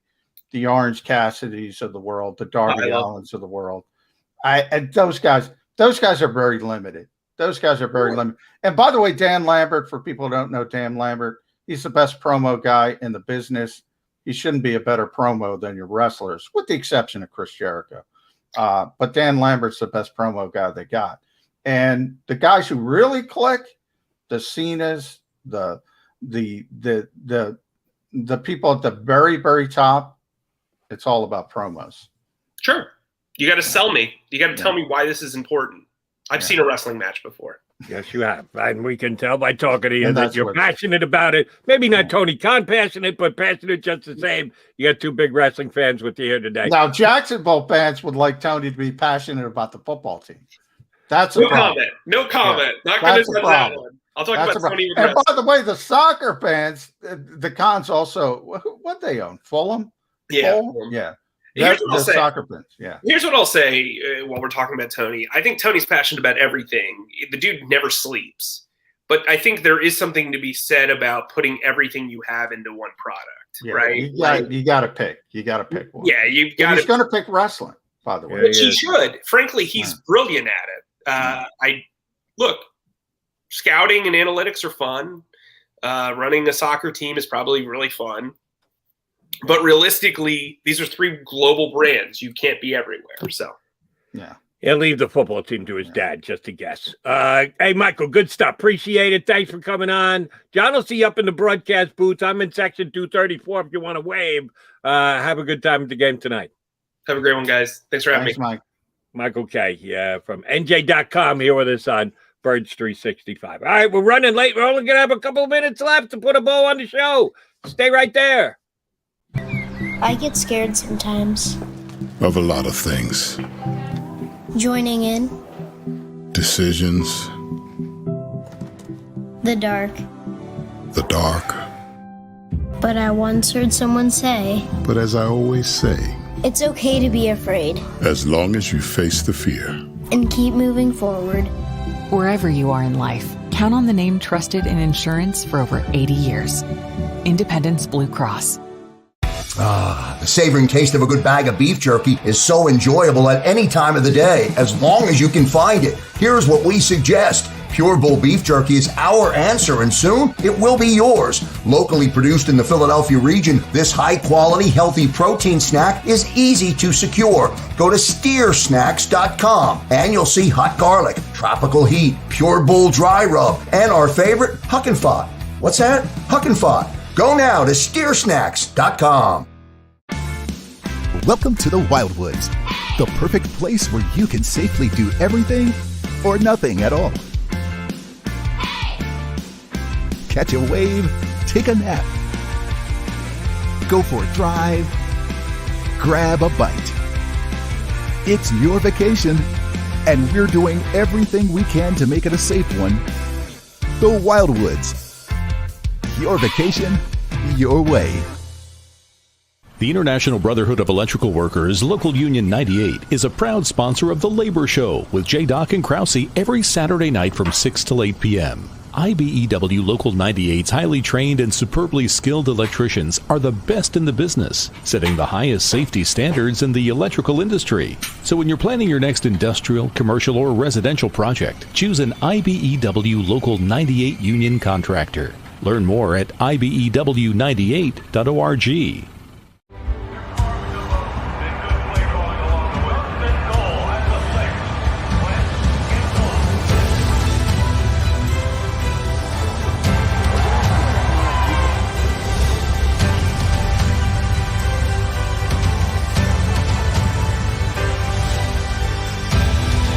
On the field of life, First Trust Bank is there for you.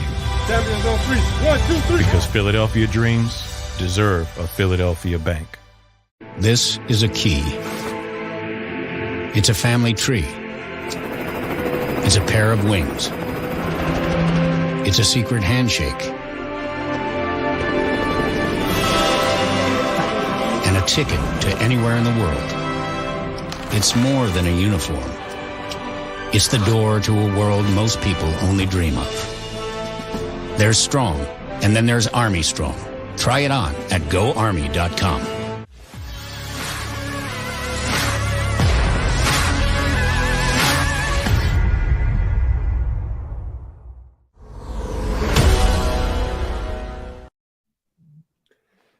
All right, we're running out of time here on Birds 365. Thanks for tuning in to our second 100 shows. We start the second 100 today. We did show number 100 yesterday, 101 today. Yes, next week on Monday will be 102. And I'm going to ask you to make a prediction for show 102, John. At least one Eagle player tonight that you are relatively sure, and by relatively sure, I mean at least 90%, is not going to be on the 53-man roster when they got to do the cut down on Tuesday. You know one guy is going to step up and make a play tonight, do some highlight reel thing that will get the Eagle Nation go, oh, we got to keep him. Did you see that play? Something along the somebody's going to do something that will, and I'm not on WIP on either Saturday or Sunday, but I wouldn't mind being on either one of them just to listen and reel these guys in. It was one play. Somebody's going to do it, and they're going to make that one play, and the people are going to say, we got to keep him. Who's the guy who you got cut as of right now? Well, who puts himself back in the conversation. Some guy who's going to get cut, undoubtedly, that's going to make a play. That's what you're asking? Yes, that will rise the ire of Eagle fans to go, we got to keep him because he made a big play in this final. Marken Michel. Marken Michel is the second best route. No, actually, I'm going to say he's the best route runner on this team. And he's obviously, he came in late. He's not going to make the team. He's just a really sharp route. Obviously, Devontae Smith has the potential to be better, but he's just, he's been doing it longer. He's just more refined at it. But he's got no chance to make the team. He's probably going to make a play late in the game, although he needs help from Nick Mullen, so who knows? So I'm going to say Marken Michel. I am going to give the degenerates a real prediction, though. Take the Jets, man. They're going to play Zach Wilson. They're going to play some of their starters for up to a half. Take the Jets. Another blowout. I say take the under, and I don't even know what it is. I don't. Wilson's not going to play all that much, and the Jets' backup quarterbacks aren't great. The Eagles' backup quarterbacks aren't great. But the one thing that could screw you, the guy who's going to make the play and could give you the over, a late pick six by Michael JAKIB. And Mike JAKIB. Yeah, Mike JAKIB takes it to the house. From James Morgan. And cuts the Eagle deficit from 20-6 to 20-13. And they go onside kick with 5 minutes left to play, Mike. Yeah. I'm gonna say 24-0 Jets. Ooh. I'll go right along the lines of, and then we can say, what would that be? 52-62 says 76-0 end in the preseason. You're still a writer. I meant to ask Mike Kaye about confidence. I think Nick Sirianni needs some confidence. I want to see a drive. I think Nick Sirianni needs some confidence as a play caller. I don't know if we're going to get it, though. No, it's not going to be with his starting quarterback. Neither you nor I think he's going to play. You're going to have to tune in to find out, and then you're going to have to tune in what we think about what happened on Friday, come Monday when we come back here on Birds 365. If you missed any of today's show on the JAKIB Media channel, listen to the podcast on your way home. Available on YouTube, Apple, and